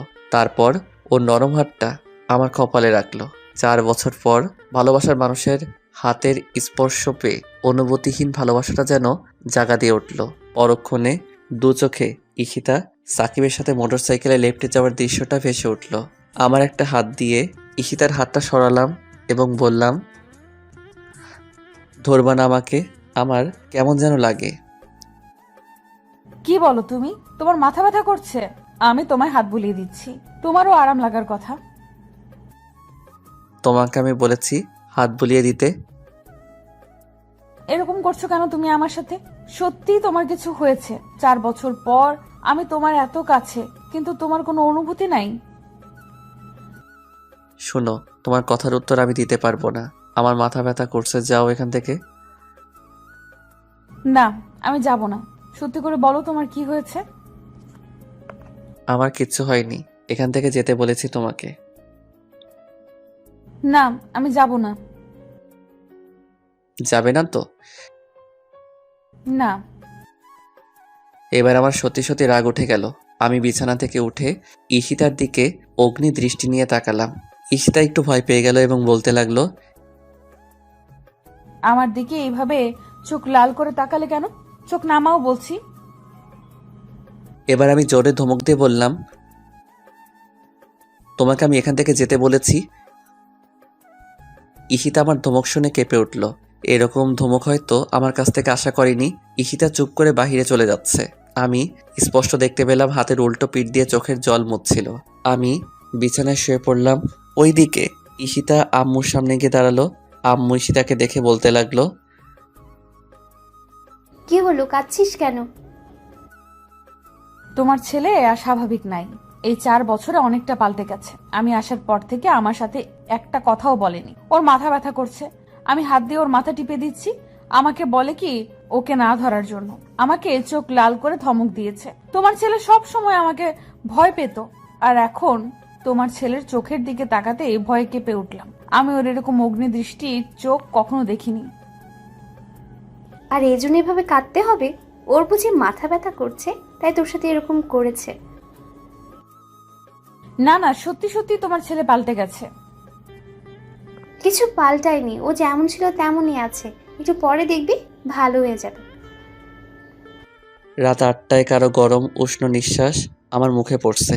আমি আস্তে করে চোখটা খুলে দেখি ঈশিতা আমার দিকে ঝুলে আছে এবং তীক্ষ্ণ দৃষ্টি নিয়ে আমার দিকে তাকিয়ে আছে। ঈশিতার ঠোঁট আমার ঠোঁটের এতই কাছে যে দুজন দুজনার নিঃশ্বাস অনুভব করতে পারছি। আমিও এক দৃষ্টি নিয়ে ঈশিতার মায়াবী চোখজোড়ার দিকে তাকিয়ে আছি। ওর ঠোঁট অল্প অল্প কাঁপছে কিছুক্ষণ আগে কান্নার কারণে এবং গাল এবং নাক লাল হয়ে আছে। নাকের ডগায় কয়েক হাজার ছোট ছোট ঘামের ফোঁটা এসে জড়ো হয়েছে। 4 বছর পর ঈশিতাকে আমি সেই মায়াবী রূপে দেখছি যে মায়াবী রূপের সাগরে আমি অনেক আগেই নিজেকে হারিয়ে ফেলেছি। দুজন নিস্তব্ধ নীরবতা পালন করতে লাগলাম। আমার 4 বছরের জমিয়ে রাখা গভীর ভালোবাসা জানান দিচ্ছিল যে ঈশিতার কাঁপা কাঁপা ঠোঁটগুলো নিজের আয়ত্তে নিয়ে নিতে, গভীর এক লম্বা চুম্বনে হারিয়ে যেতে। পরক্ষণে আমার মনে হয়ে গেল সাকিব আর ঈশিতার কিছু মুহূর্তের কথা। ধাক্কা দিয়ে আমার উপর থেকে ঈশিতাকে সরিয়ে দিলাম। তারপর সোজা ওয়াশরুমে ঢুকে ঠাস করে দরজাটা লাগিয়ে দিলাম। ঈশিতা আমার এরকম ব্যবহারে অবাক হয়ে গিয়েছে। এক দৃষ্টি নিয়ে আমার যাবার দিকে তাকিয়েছিল। ঈশিতা হয়তো আমার কাছে এরকম কখনোই আশা করেনি যে ছেলেটার কাছে বিরার জন্য সবসময় পাগল হয়ে থাকতো। 4 বছর পর ছেলেটার এত কাছে গেলাম, ওর কোনো অনুভূতি নাই। ঈশিতা কিছুই বুঝতে পারছে না কেন তার সাথে এরকম করছে। আমি ওয়াশরুম থেকে বের হয়ে দেখি ঈশিতা বিছানা গোছাচ্ছে। আমাকে দেখে একটা তোয়ালে এনে দিল। আমি তোয়ালেটা হাতে নিয়ে বিছানায় ঢিল মেরে ফেলে দিলাম। ঈশিতা নির্বাক হয়ে আমার দিকে তাকিয়ে আছে। আমি রুম থেকে বের হয়ে নিচে নেমে আসলাম। ডাইনিং টেবিলে আব্বু আম্মু বসে আছে। আমাকে দেখে বলতে লাগলো, মাথা ব্যথা কমেছে তোর? আমি মাথা ঝাঁকি দিয়ে হ্যাঁ শব্দ উচ্চারণ করলাম। 2 মিনিট পর ঈশিতা উপর থেকে ডাইনিং টেবিলে আসলো। মুখটা গোমরা করে আছে, ঠোঁটগুলো শুকিয়ে একটা থেকে আরেকটা আলাদা হয়ে আছে, যেন ঠোঁটে কোনো প্রাণের ছোঁয়া নেই। চেহারাটা অনেকটা কালো হয়ে আছে। ও লম্বা চুলগুলো দিয়ে চেহারার এক পাশ ঢেকে রাখছে আর বারবার আর চোখে আমাকে দেখছে। আম্মু ঈশিতার তার দিকে তাকিয়ে বলল, কি হয়েছে ঈশিতা তোর? ঈশিতা মাথা ঝাঁকি দিয়ে বলল, না, কিছু হয়নি। তাহলে এভাবে দাঁড়িয়ে আছিস কেন? বস। ঈশিতা আমার পাশে একটা চেয়ার টেনে বসলো। আমি অল্প খেয়ে টেবিল থেকে উঠে পড়লাম। আম্মু জিজ্ঞাসা করলো, কি হলো, উঠে পড়লি কেন? আমার খাওয়া শেষ। ঈশিতা বুঝতে পারছে না আমার এগুলো করার মানে কি। আমি রুমে এসে বিছানায় শুয়ে পড়লাম। 10 মিনিট পর ঈশিতা আমার রুমে আসলো। ঈশিতা আমাকে দেখে আমার মাথার পাশে এসে বসলো। কি হয়েছে তোমার? সত্যি করে বলো তো, কেন এমন করছো? কিরকম করছি? যে এত বছর পরে এসে আমাকে কাছে পেয়েও কোনো ফিলিংস নাই তোমার। আমার সাথে ঠিকঠাক ভাবে কথাও বলছো না, অদ্ভুত সব আচরণ করছো। আমি কোনো অদ্ভুত আচরণ করছি না। আমি ঘুমাবো, লাইট অফ করো। তুমি সত্যি অনেকটা পাল্টে গেছো। তুমি আর আমার আগের ফারাবি নাই, তুমি চেঞ্জ হয়ে গেছো। আমি আগে যেমন ছিলাম এখনো ঠিক তেমনই আছি। বেশি কথা না বলে চুপচাপ ঘুমাও তো। ঈশিতার সাথে সাথে আমার হাতটা ধরে ফেললো। আমি কি তোমার সাথে অন্যায় কিছু করেছি? বলো আমাকে। যদি কিছু করে থাকে তাহলে আমাকে মারো, বকা দাও, কিন্তু আমার সাথে এরকম করো না প্লিজ। আমাকে ইগনোর করো না। আমি তোমার এই অদ্ভুত আচরণগুলো মেনে নিতে পারছি না। এই তোমাকে না বলছি আমি ঘুমাবো। তোমার এই পেচের পেচের ভালো লাগে না, আমার হাত ছাড়ো। ঈশিতা আমার এই কথা শুনে কান্না শুরু করে দিল। কান্নার আওয়াজ পেয়ে আম্মু আমার রুমে চলে আসলো। আম্মু বলতে লাগলো, কি হয়েছে ঈশিতা? দেখো তোমার ছেলে আমার সাথে কেমন করছে।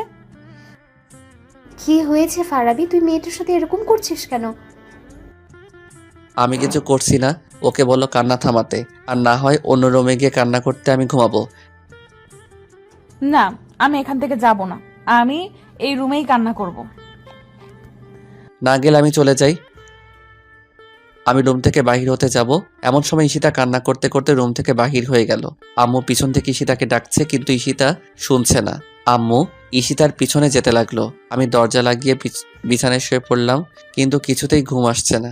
বুকটা কেমন যেন খালি খালি লাগছে, কিসের যেন অভাব। 4 বছর আগে বাহিরে যাওয়ার সময় ঈশিতা আমার বুকে মাথা রেখে বলেছিল, তোর এই বুকটা শুধু আমার জন্য বরাদ্দ। এখানে আর অন্য কাউকে ঠাঁই দিবি না। আমার বাকিটা জীবন তোর এই বুকে মাথা রেখে ঘুমাতে চাই। এসব ভাবতে ভাবতে কখন ঘুমিয়ে গেলাম বলতে পারবো না। সকাল 10টায় ঘুম ভাঙলো। আমি ফ্রেশ হয়ে নিচে নেমে ঈশিতাকে দেখতে পাচ্ছি না। সারা রাত কোথায় ছিল, কোন রুমে ছিল তাও জানি না। আমি আম্মুকে ঈশিতার কথা জিজ্ঞাসা করলাম। আম্মু বলতে লাগলো, আমি জানি না। তুমি জানো না মানে? 4 বছর পরে এসে মেয়েটার সাথে এরকম ব্যবহার করতে পারলি তুই? মেয়েটা সারা রাত ড্রয়িং রুমে সোফায় বসে কান্না করেছে, একটুও ঘুমায়নি। এখন কোথায়? চলে গেছে। চলে গেছে মানে? কোথায় চলে গেছে? ওদের বাসায়। আম্মুর কথা শুনে আমার রাগ উঠে গেল। যে কারণে 4 বছর পরে এত কাছে আসার পরে ওকে আপন করে নিতে পারিনি, আবারও না বলে ওই বাড়িতেই গিয়েছে। কেন গিয়েছে? সাকিবের সাথে কথা বলার জন্য। আমি একটা রিক্সা নিয়ে ঈশিতার বাসায় চলে গেলাম। রাগ একটু কমেনি। বাসার কলিং বেল চাপ দিতেই খালামণি এসে দরজা খুলে দিল। তারপর আমাকে ঈশিতার সম্পর্কে অনেক কিছু জিজ্ঞাসা করলো। আমি কোনো কিছুর প্রতি উত্তর না দিয়ে সোজা ঈশিতার রুমের কাছে চলে গেলাম। সাকিবকে বাসায় দেখতে পাচ্ছি না, হয়তো অফিসে চলে গিয়েছে। আমি ঈশিতার দরজার সামনে দাঁড়াতেই ঈশিতার স্পষ্ট কান্নার আওয়াজ শুনতে পেলাম। আমি দরজায় দাঁড়িয়ে ঈশিতাকে একটা ডাক দিলাম। সাথে সাথে কান্নার আওয়াজটা কয়েক সেকেন্ডের জন্য অফ হয়ে গেল। হয়তো বোঝার চেষ্টা করছে কে আমাকে ডাকে। আমি আবারও ঈশিতাকে ডাক দিলাম। এবার কান্নার আওয়াজটা একটু বেড়ে গেল, হয়তো বুঝে ফেলেছে আমি এসেছি। আমি আরো কয়েকটা ডাক দিলাম দরজা খোলার জন্য। না, প্রতিবারই কান্নার আওয়াজ বেড়ে চলেছে। আমি এক নাগাড়ে ডেকেই যাচ্ছি আর ও এক নাগাড়ে কান্না করেই যাচ্ছে। অলরেডি 30 মিনিট ওভার হয়ে গিয়েছে। আমি দরজার বাইরে দাঁড়িয়ে ওকে ডাকছি, কিন্তু ও দরজা খুলছে না। এবার মেজাজটা একটু খারাপ হয়ে গেল। আমি দরজা জোরে ধাক্কা দিয়ে ডাকতে লাগলাম, দরজা খুলবে কি খুলবে না বলো? আর যদি দরজা না খুলো তাহলে এই বাড়িতে আজীবনের জন্য থেকে যেও। ওই বাড়িতে আর যাওয়ার দরকার নাই, আমি চলে যাচ্ছি। ঈশিতা তারপরও দরজা খুলছে না। এবার মেজাজটা আরো খারাপ হয়ে গেল। কি হলো, তুমি দরজা খুলবে না? আচ্ছা ঠিক আছে, দরজা খোলার দরকার নেই, যত পারো কান্না করো, আমি চলে যাচ্ছি। এ কথা বলে চুপ করে সাইড হয়ে দাঁড়িয়ে রইলাম। কিছুক্ষণ কোনো সারা শব্দ করলাম না। ঈশিতার কান্না অফ হয়ে গেল। হয়তো মনে মনে বলছে ও কি সত্যি সত্যি চলে গেছে। আমি কিছুক্ষণ চুপ করে থেকে আবারও দরজার সামনে গিয়ে ডাক দিলাম। আমি ডাক দেওয়ার সাথে সাথে কান্নার আওয়াজ শুনতে পাচ্ছি। হয়তো বলছে ও এখনো যায় নাই। মেয়েরা আর কিছু পারুক আর না পারুক, কান্না করে অনেক কিছু হাসিল করতে পারে, যে কোনো পুরুষকে ঘায়েল করতে পারে। কি হলো, তুমি দরজা খুলবে না? এবার যদি দরজা না খুলো তাহলে আমি সত্যি সত্যি চলে যাব। তারপর দেখি কি করো। না, আর থাকবো না। এবার সিঁড়ি দিয়ে নিচে নামতে যাব। এমন সময় দরজা খোলার আওয়াজ শুনতে পেলাম। আমি রুমের ভিতরে প্রবেশ করে দেখি মাথা নিচের দিকে দিয়ে বিছানার কাছে দাঁড়িয়ে আছে। আমি তার সামনে গিয়ে দাঁড়ালাম। সে মুখ অন্যদিকে ফিরিয়ে নিল। আমি আবারও সামনে গেলাম। সে এবারও অন্যদিকে মুখ ফিরিয়ে নিল। বুঝতে পেরেছি অনেকটা অভিমান করে বসে আছে, কিন্তু আমি তার অভিমান ভাঙাবো না। সে না বলে এখানে আসলো কেন? আমি তার হাতটা ধরলাম এবং বললাম, কার কাছে বলে এখানে এসেছো? ঈশিতা অবাক হয়ে আমার দিকে তাকালো। হয়তো এই মুহূর্তে এই কথাটা আমার কাছ থেকে আশা করেনি। সে হয়তো ভেবেছিল ও সারা রাত কান্না করেছে, রাগ করে অভিমান করে চলে এসেছে। আমি তার রাগ অভিমান ভাঙিয়ে বলবো, সরি, তোমাকে অনেক কষ্ট দিয়ে ফেলেছি। ওই সময় আমার কি হয়েছিল জানি না, তোমার সাথে এরকম ব্যবহার করেছি, আমাকে ক্ষমা করে দাও। কিন্তু আমি তাকে উল্টা জিজ্ঞাসা করছি, তুমি কার কাছে বলে এই বাড়িতে এসেছো? ঈশিতা কোনো কথা বলছে না, তাই আমি আবারও জিজ্ঞাসা করলাম, কি হলো, কথা বলো না কেন? কার কাছে বলে এই বাড়িতে এসেছো? কারো কাছে না। তাহলে আসলে কেন? কথা বলো, আমার কথার উত্তর দাও। তোমার সাথে এক রাত কথা বলি নাই, তুমি রাগ করে অভিমান করে চলে এসেছো। তোমার সাথে কথা বলি নাই, তুমি যতটুকু কষ্ট পেয়েছো তার চেয়েও বেশি কষ্ট পেয়েছি আমি। সারা রাত ঘুমাতে পারি নাই। 4 বছর পর তুমি আমার কাছে আসার পরেও কেন তোমার সাথে এরকম ব্যবহার করলাম জানো তুমি? ঈশিতা আমার কথা শুনে আমার দিকে অবাক হয়ে ঘুরে তাকালো। এক এক করে ঈশিতাকে সবকিছু খুলে বললাম। ঈশিতা বলতে লাগলো, বিশ্বাস করো তুমি, আমি সাকিবের সাথে মার্কেটে যেতে চাইনি। ও আম্মুকে অনেক রিকোয়েস্ট করে বলল, তারপরও আমি যেতে রাজি হইনি। কারণ তুমি যে বোরকা পরার জন্য বলেছিলে, ওই বোরকাটা ধুয়ে শুকাতে দিয়েছিলাম। কিন্তু আম্মুর অনেক রিকোয়েস্টের পরে ওই বোরকাটা যেটা তুমি পছন্দ না করো ওইটা পরে গিয়েছিলাম। আমি সরি, আর এরকম বোরকা কখনো পরবো না। আচ্ছা ঠিক আছে চলো, এবার বাসায় চলো। আর কখনো না বলে এই বাড়িতে আসবা না। যদি প্রয়োজন হয় আমাকে বলবা, আমি নিয়ে আসবো। ঈশিতাকে নিয়ে রাস্তায় দাঁড়িয়ে আছি, অনেকক্ষণ হয়ে গেল, একটা রিক্সাও পাচ্ছি না। না, আর দাঁড়িয়ে না থেকে দুজন হাঁটতে শুরু করলাম। দুজন পাশাপাশি হাঁটছি। ঈশিতার হাত আর আমার হাত বারবার স্পর্শ হচ্ছে, কিন্তু আমি ঈশিতার হাত ধরছি না। ঈশিতা হয়তো চাচ্ছে ওর হাতটা আমি ধরি, বারবার ওর হাতটা আমার হাতের সাথে ইচ্ছাকৃতভাবে স্পর্শ করছে। আমি একটু মজা নেওয়ার জন্য আমার হাত দুটো পকেটে ঢুকিয়ে ফেললাম। ঈশিতা আমার দিকে একবার তাকালো, হয়তো মনে মনে বলছে, শয়তান পোলা, হাত দুটো পকেটে ঢুকিয়ে ফেলছিস কেন? আমার সাথে ভাব ধরছিস? যা, তোর হাত ধরবই না। আমি পকেট থেকে একটা হাত বের করে ঈশিতার হাতটা ধরলাম। সাথে সাথে ঈশিতা আমার দিকে তাকালো। 4 বছর পর ভালোবাসার মানুষের হাত স্পর্শ করছি। হাতটা একদম পিচ্চি বাচ্চাদের হাতের মতো, দেখলে বোঝা যায় না 23-24 বছরের মেয়ের হাত। হাতে নখগুলো একটু বড়, প্রতিটি নখে লাল রঙের নীল পালিশ দেওয়া। আর হাতের মধ্যে সবচেয়ে বেশি ফুটে উঠেছে সেটা হলো আমার পরিয়ে দেওয়া রিং। আমি হাতটা ধরে অল্প একটু জোরে চাপ দিলাম। ঈশিতা কোনো সারা শব্দ করলো না। এবার আমি একটু জোরেই চাপ দিলাম। ঈশিতা এবার জোরে উফ করে উঠল। আমি সাথে সাথে হাত ছেড়ে দিলাম। কি হলো, ব্যথা পেলে? যা, এত জোরে কেউ চাপ দেয়? ঈশিতার দিকে লক্ষ্য করে দেখি চোখে পানি টলমল করছে। না, সত্যি অনেকটা ব্যথা পেয়েছে, না হলে চোখে পানি আসতো না। এত জোরে চাপ দেওয়া আমার ঠিক হয়নি। আমি ঈশিতার সামনে গিয়ে ঈশিতার থোতায় হাত দিয়ে মাথা উপরে তুললাম। ঈশিতার চেহারার দিকে তাকিয়ে তো আমি বাকরুদ্ধ হয়ে গেছি। এতক্ষণ কথা বললাম, আমি তো চেহারার দিকে লক্ষ্য করি নাই।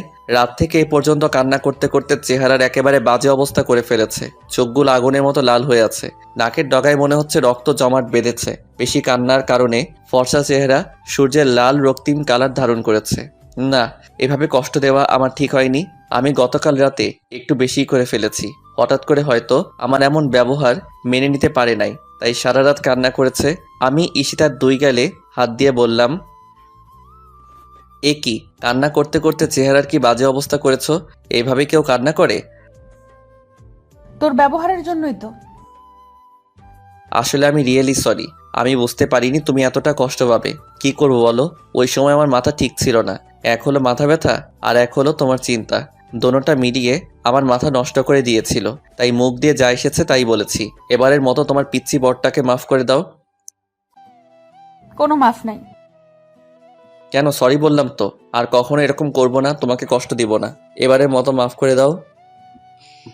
বললাম তো কোনো মাফ নাই। তুমি আমাকে বেশি কষ্ট দিয়েছো, সারা রাত কান্না করিয়েছো। এত সহজে মাফ করে দিলে তুমি আমাকে আবার কষ্ট দিবে। আর কখনো কষ্ট দিব না, এই যে প্রমিস করে বলছি। না, হবে না।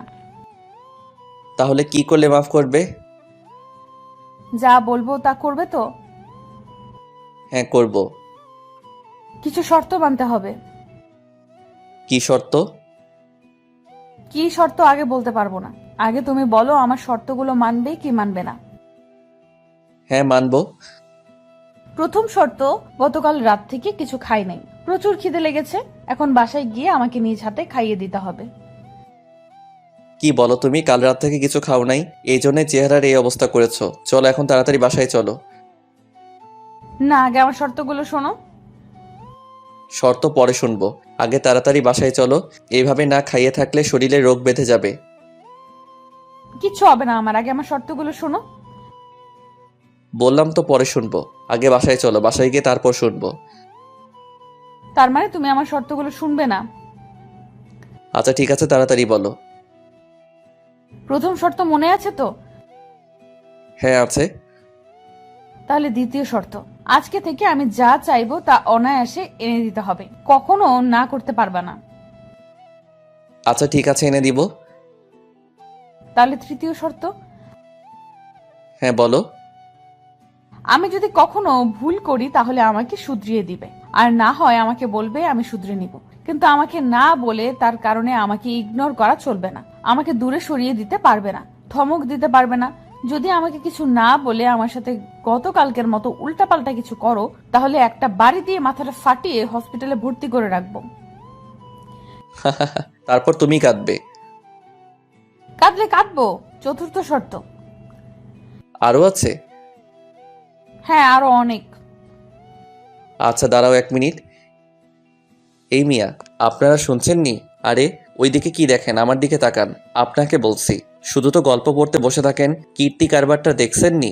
আমার সিনিয়র আপুর, নাউজুবিল্লা, সিনিয়র বউয়ের। এতে আর বউ ওইয়া মোটর সাইকেলে আরেক স্যামরার লগে ল্যাপটি মাইরা ঘুইরা বেড়াইছে, গার সাথে গা ঘেসে ছবি তুলছে। তার এই অপরাধের জন্য আমার কাছে একবার সরি বলছে, আমি মাফ করে দিছি। আর আমি তার সাথে একটু রাগ দেখিয়ে কথা বলছি, তারপর 3বার সরি বললাম। কিন্তু আমার মাফ নাই। এই মাঝ রাস্তায় রোদের মধ্যে দাঁড়িয়ে আমাকে শর্ত দিচ্ছে। অলরেডি 3টা দিয়ে ফেলেছে, আরও অনেক আছে। কেমনটা লাগে বলেন? মেজাজটা গরম হয়ে যায়নি? মনটা কয় থাপড়াইয়া সবগুলো দাঁত ফেলে দেই। মেয়েদেরকে বেশি ভালোবাসা দেখানো ঠিক না, তাহলে তারা আল্লাদি হয়ে মাথায় চড়ে বসে। এই কি হলো? কাকে থাপড়িয়ে দাঁত ফালানোর কথা বলছো? না কাউকে না। কি বলতেছিলা বলো? তাহলে চতুর্থ শর্ত শোনো। হ্যাঁ বলো। এই 4 বছরে তুমি ছিলে না বলে আমার কোনো পছন্দের জায়গায় ঘুরতে যেতে পারি নাই। এখন থেকে প্রতি বিকেল বেলা আমাকে আমার পছন্দের জায়গায় ঘুরতে নিয়ে যেতে হবে, এবং আজ বিকেলে এক জায়গায় যাব, ওই জায়গায় নিয়ে যেতে হবে। যথা আজ্ঞা। তাহলে পঞ্চম শর্তটা কিন্তু একটু কঠিন। যত কঠিন হোক তুমি বলো। আমাকে সারা রাত কাঁদানোর জন্য এবং কষ্ট দেওয়ার জন্য এই মাঝ রাস্তায় 20 বার কান ধরে উদ্বস করতে এবং বলতে হবে আমাকে আর কখনো কষ্ট দিবে না। কি বলো তুমি? এর আগের শর্তগুলো ঠিক আছিল, কিন্তু এটা কি শর্ত দিলে তুমি? এই মাঝ রাস্তায় এত মানুষের মধ্যে আমি 20 বার কানে ধরে উঠবস করব? হ্যাঁ, করতে হবে। দরকার হলে আরো মানুষ ডেকে আনবো, তারপরও করতে হবে। না, মেজাজটা খারাপ হয়ে গেল। মান সম্মান আজ আর থাকবে না। মন চাচ্ছে উপরে তুলে একটা আছাড় মারি। দেখতে তো পিচ্চি মাইয়ার মতো লাগে, হাত পা ছোট ছোট, মুখটা গোল, মনে হয় 16-17 বছরের মেয়ে। কিন্তু কে বলবে এই মেয়ের বয়স 23-24, আমার চেয়ে 1.5-2 বছরের বড়। এখন 20 বার কান ধরে উদ্বস করবা আর বলবা আমাকে আর কখনো কষ্ট দিবা না। 20 বার? ওই শাস্তিটা একটু কমানো যায় না? না, কমানো যাবে না। প্লিজ দেখো না, কোনো উপায় কমানো যায়নি? 20 বার উঠবস করলে আমি বাঁচবো? না, 20 বার ওই উদ্বস করতে হবে। আমাকে কষ্ট দেওয়ার সময় মনে ছিল না? 15 বার করি? না, 20 বার। কি আর করা, এখন 20 বারই উঠবস করতে হবে। আমি কানে ধরে উঠবস করতে যাব, দেখি রাস্তার সব মানুষ আমার দিকে তাকিয়ে আছে। হায় হায়, আজকে তো মান ইজ্জত সব প্লাস্টিক হবে আমার। আমি কান থেকে হাত ছেড়ে দাঁড়িয়ে রইলাম। কি হলো? দাঁড়িয়ে রইলে কেন? উদ্বস করো। চলো বাসায় গিয়ে উঠবস করব। তুমি যতবার বলবে ততবার। এখানে প্রচুর মানুষ। বাসায় গিয়ে না, এখানেই করতে হবে, মানুষের সামনে। এটা আমাকে সারা রাত কাঁদানোর শাস্তি। কি হলো, উদ্বস করবা না? আচ্ছা ঠিক আছে, না করলে আমি চলে যাই। এ কথা বলে ঈশিতা হাঁটতে লাগলো। আরে কোথায় যাচ্ছ? তুমি তো বাসায় যেতে মানা করেছো, এখন যেদিকে যেতে পারি। আরে দাঁড়াও, উঠবস করছি তো। তাহলে করো। এখন ভাবতে লাগলাম শাস্তিটা কোনো উপায়ে কমানো যায় নাকি। হ্যাঁ, মাথায় একটা বুদ্ধি এসেছে। আচ্ছা, তোমাকে যদি এখান থেকে কোলে করে বাসায় নিয়ে যাই তাহলে? সত্যি নিয়ে যাবে? হ্যাঁ নিয়ে যাব। তাহলে 5 বাদ যাও। এখন 15 বার উদ্বস করো। মাত্র 5টা? 60 কেজি ওজনের বস্তা বাসায় নিয়ে গেলে তো আমার জান যাবে আর আসবে। এত কষ্ট করব? মাত্র 5টা বাদ? কি বলে তুমি? আমি 60 কেজি? আমি বস্তা? হাই হাই, কি বলে ফেললাম? আমাকে কোলে করে বাসায় নিয়ে যেতে হবে।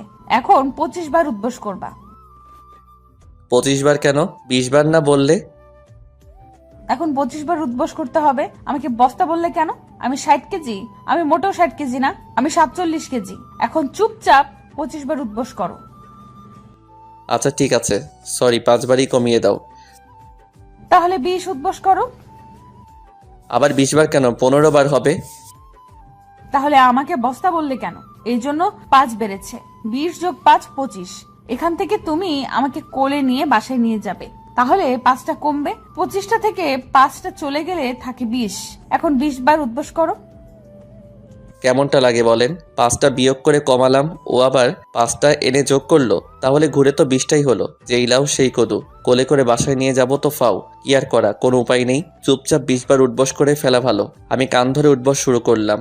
ঈশিতা আমার উঠবস দেখে মুচকি মুচকি হাসছে, আর রাস্তার সব লোক এক দৃষ্টি নিয়ে আমার দিকে তাকিয়ে আছে। আমি চোখ বুজে 8টা নিয়ে ফেললাম, কপাল দিয়ে অল্প অল্প ঘাম বের হচ্ছে, আর 4টা নিয়ে কোমরে হাত দিয়ে দাঁড়িয়ে পড়লাম।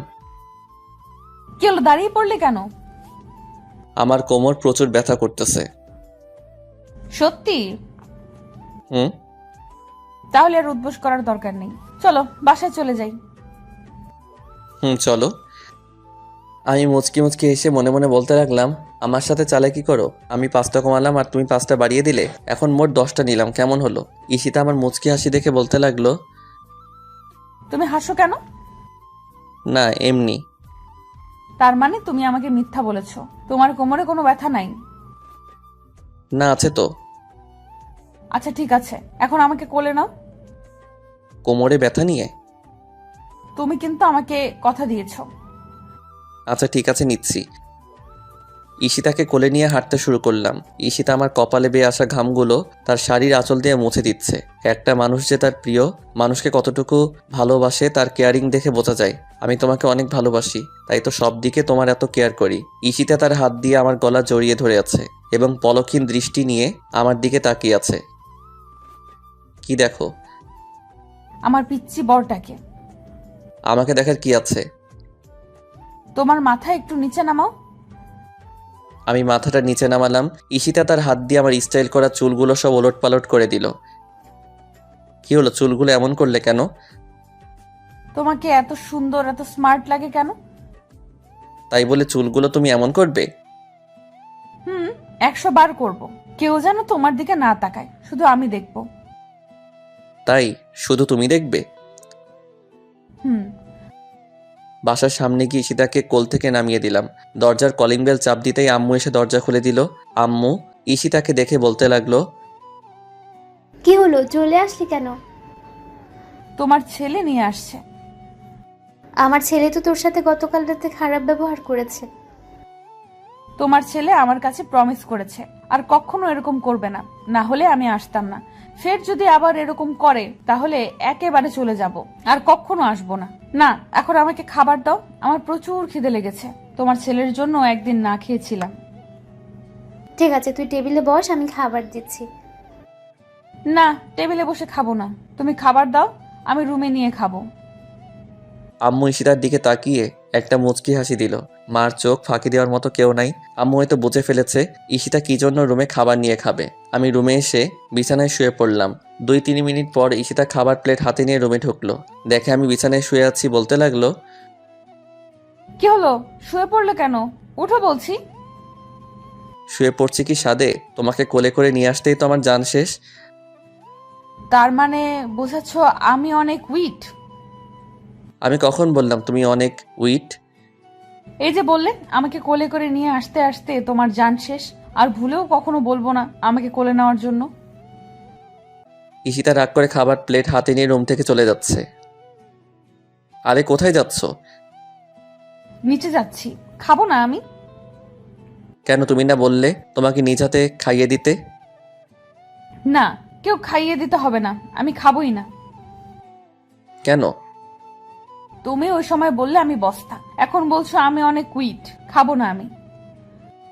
আচ্ছা বাবা, সরি, আর কখনো এগুলো বলবো না। তুমি যখন বলবে তখনই তোমাকে কোলে নিব।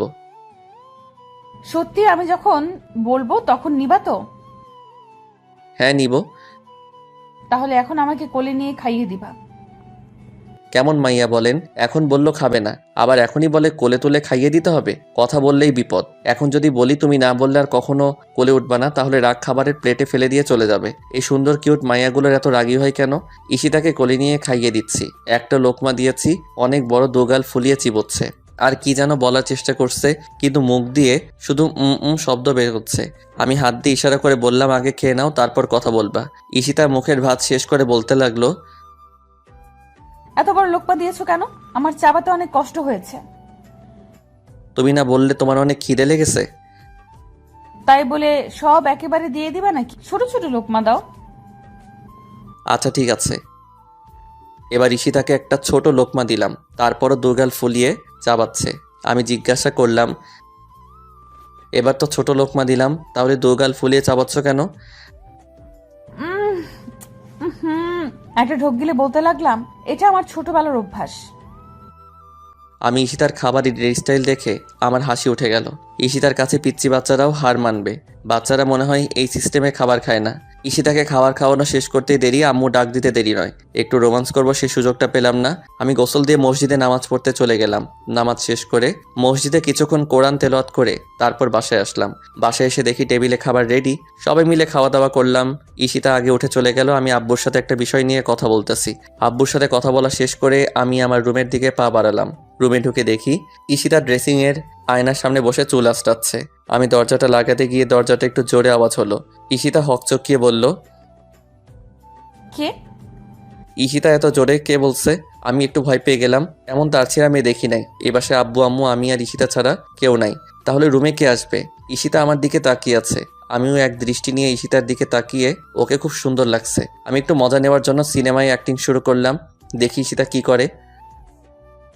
হাই সুন্দরী, তুমি আমাকে চিনো না? আমি কে? কিছুদিন আগে সবার সামনে তুমি আমার গালে থাপ্পড় দিয়েছিলে। আমি আজ তার প্রতিশোধ নেব। এই নির্জন বাসায় তোমাকে একা পেয়েছি। আজ কেউই তোমাকে আমার হাত থেকে রক্ষা করতে পারবে না। হা হা হা হা। আমি তোদের মতো সন্ত্রাসীকে ভয় পাই না। তাই নাকি সুন্দরী? আজ তোমাকে দেখাবো ভয় কত প্রকার ও কি কি। এ কথা বলে আমি ঈশিতার দিকে এগিয়ে যেতে লাগলাম। ঈশিতা বলতে শুরু করলো, প্লিজ আপনি আমার কাছে আসবেন না, আমি কিন্তু চিৎকার করব, লোক ডাকবো। হাই হাই, এ তো দেখি অ্যাক্টিংয়ে আমার ওস্তাদ। হা হা হা। চিৎকার করে কোনো লাভ হবে না সুন্দরী। তোমার চিৎকার শুনে কেউ আসবে না। তাই চুপচাপ বসে থাকো আর আমার লীলা খেলা দেখতে থাকো। আমি ঈশিতার দিকে এগিয়ে যেতে লাগলাম। ঈশিতা বলতে লাগলো, তুই আমার কাছে আসবি না শয়তান। তুই আমার স্বামীকে চিনিস না। আমার স্বামী যদি একবার জানতে পারে তাহলে তোকে জ্যান্ত মাটিতে দিয়ে ফেলবে। হা হা হা হা। তাই নাকি? ডাক তোর স্বামীকে। ঈশিতা চোখ বুজে ফারাবি বলে একটা ডাক দিল। সাথে সাথে আমি অ্যাক্টিং ছেড়ে দিয়ে হাতের ডেনাটা একটু উপরে তুললাম। চুলগুলো হাত দিয়ে নাড়া দিয়ে ঈশিতার সামনে গিয়ে বললাম, কি হয়েছে ঈশিতা? এত জোরে চিৎকার করলে কেন? একটা গুন্ডা এসেছিল, কোথায়? তুমি আসার পরে চলে গেছে। তাই? হুম। দুজনেই জোরে হেসে উঠলাম। ঈশিতাকে ড্রেসিংয়ের আয়নার সামনে থেকে কোলে তুলে নিলাম। তারপর বিছানার দিকে এগিয়ে যেতে লাগলাম। ঈশিতা তার হাত দিয়ে আমার গলা জড়িয়ে ধরেছে। বিছানার কাছে নিয়ে ওকে শুইয়ে দিলাম। ঈশিতা চোখ বন্ধ করে জোরে জোরে নিঃশ্বাস নিতে লাগলো। আমি ঈশিতার সেই নিঃশ্বাসের আওয়াজ স্পষ্ট শুনতে পারছি। আমি আস্তে আস্তে ঈশিতার গোলাপি ঠোঁট জোড়ার দিকে এগিয়ে যাচ্ছি। ঈশিতার বুক খুব দ্রুত ওঠানামা করছে। আমি যখন ঈশিতার ঠোঁট জোড়াগুলো নিজের আয়ত্তে নিয়ে নেব, এমন সময় ঈশিতার দিকে তাকালাম। ওর কপালে অল্প অল্প ঘামের ফোঁটা, ঠোঁটগুলো শুকিয়ে একটা থেকে আরেকটা আলাদা হয়ে আছে। ঈশিতার গরম উষ্ণ নিঃশ্বাস আমার মুখের উপর পড়ছে। নিজেকে এক অজানা জগতে হারিয়ে ফেলছি। আমি ঈশিতার ঠোঁট জোড়ার কাছে আমার ঠোঁট জোড়া নিয়ে ফিরিয়ে আনলাম। পরক্ষণে ঈশিতা তার চোখ খুলে তাকালো এবং বলতে লাগলো, কি হলো? না কিছু না। সরো আমার উপর থেকে, খালামণি ডাকছে। কেউ ডাকছে না, চুপচাপ শুয়ে থাকো। ঈশিতা আমার কথা মতো চুপ হয়ে শুয়ে রইল। এবারও আমি ঈশিতার ঠোঁট জোড়ার কাছে আমার ঠোঁট জোড়া নিলাম। ঈশিতা চোখ বন্ধ করে জোরে জোরে নিঃশ্বাস ফেলছে, আর কারো ঠোঁটের স্পর্শ পাওয়ার জন্য তার ঠোঁটগুলো অল্প অল্প কাঁপন তুলছে। আমি আস্তে আস্তে ঈশিতার ঠোঁটগুলো নিজের আয়ত্তে নিয়ে নিলাম। দুজনের গরম উষ্ণ নিঃশ্বাস মিলে একাকার হয়ে গেল। ঈশিতা তার হাত দিয়ে আমার চুল খামচে ধরেছে। কতক্ষণ পর্যন্ত দুজন বিভোর হয়েছিলাম ভালোবাসার মধুময় ফিলিংসে বলতে পারবো না। কিছুক্ষণ পর ঈশিতা আমাকে ধাক্কা দিয়ে নিচে ফেলে আমার বুকে এসে শুয়ে পড়ল এবং জোরে জোরে হাঁপাতে লাগলো। আমি বড় বড় কয়েকটা নিঃশ্বাস নিয়ে ঈশিতাকে বললাম, এখন ওঠো, আমার একটু বাইরে যেতে হবে। বাহিরে কেন? আমার একটু কাজ আছে। না, কোথাও যেতে পারবে না, আমি এখন ঘুমাবো। ঘুমাবে ভালো কথা, বালিশে ঘুমাও। না, আমি তোমার বুকে ঘুমাবো। আমি বলছি না তোমার বুকটা শুধু আমার জন্য বরাদ্দ। এখন কোনো কথা নয়, গতকাল রাতে ঘুমাতে পারি নাই তোমার জন্য। এখন আমি ঘুমাবো, তুমি চুপচাপ শুয়ে থাকো। আরে এই দিনের বেলা আমার ঘুমে ধরবে না তো। ঘুমে না ধরলেও তোমার শুয়ে থাকতে হবে। যতক্ষণ পর্যন্ত আমি ঘুমাবো ততক্ষণ পর্যন্ত একদম নড়াচড়া করবে না। নড়াচড়া করলে কিন্তু একদম মেরে ফেলবো। পাগলি একটা। কি আর করা, বাধ্য হয়ে বুকে নিয়ে শুয়ে আছি। এই দিনের বেলা তো ঘুম আসবে না। ঈশিতার দিকে তাকিয়ে দেখি চোখের পাতা একবার খুলে একবার বন্ধ করে। ছোট বাচ্চাদের মতো চুপটি করে আমার বুকে শুয়ে আছে। ওর লম্বা চুলগুলো দিয়ে মুখের একপাশ ঢাকা। ওকে ঘুমন্ত অবস্থায় খুব মায়াবী লাগছে। মুখের চুলগুলোতে হাত দিয়ে সরিয়ে কপালে একটা চুমু এঁকে দিলাম। ঈশিতা সাথে সাথে একটু নড়ে চড়ে আমাকে শক্ত করে জড়িয়ে ধরলো। ঈশিতাকে বুকে নিয়ে শুয়ে থাকতে থাকতে কখন যে নিজেই ঘুমিয়ে গেলাম বলতে পারবো না। বিকাল 5টা ঈশিতা আমাকে ঘুম থেকে ডেকে তুলে তাড়াতাড়ি ওয়াশরুমে পাঠিয়ে দিল।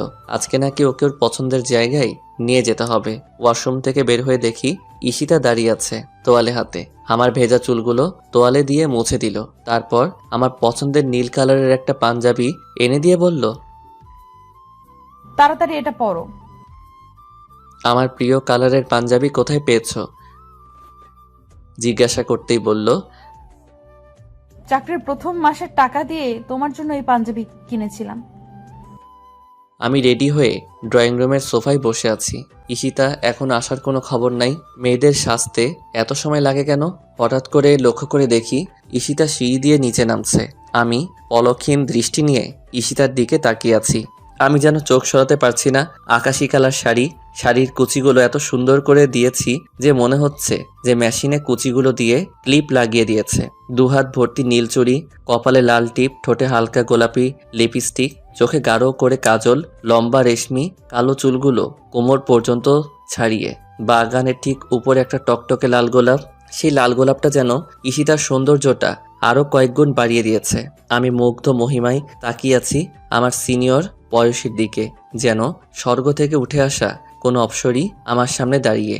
ঈশিতা আমার সামনে এসে হাসি মুখে বলতে লাগলো, দেখো তো আমাকে কেমন লাগছে। অনেক সুন্দর লাগছে। শুধু সুন্দর লাগছে? আমি ঈশিতার দিকে তাকিয়ে দেখি হাসি উজ্জ্বল চেহারাটা মুহূর্তের মধ্যে ফ্যাকাশে হয়ে গেল। হয়তো মনে মনে বলছে, আমি এতক্ষণ লাগিয়ে এত সুন্দর করে সাজলাম আর ওর কিনা বলছে শুধু সুন্দর লাগছে। আমি ঈশিতার ফ্যাকাশে চেহারা দেখে বলতে শুরু করলাম, তোমাকে সত্যি অনেক সুন্দর লাগছে। তোমাকে এতটাই সুন্দর লাগছে যে আমি তোমার কাছ থেকে চোখ সরাতে পারছি না। তোমার এই সৌন্দর্যের কাছে স্বর্গের যে কোনো অপ্সরীয় হার মানতে হবে। ঈশিতা আমার মুখে তার সৌন্দর্যের প্রশংসা শুনে মুচকি হেসে বলল, হইছে, আর বলতে হবে না, চলো। ঈশিতাকে নিয়ে ঈশিতার পছন্দের একটা পার্কে চলে গেলাম।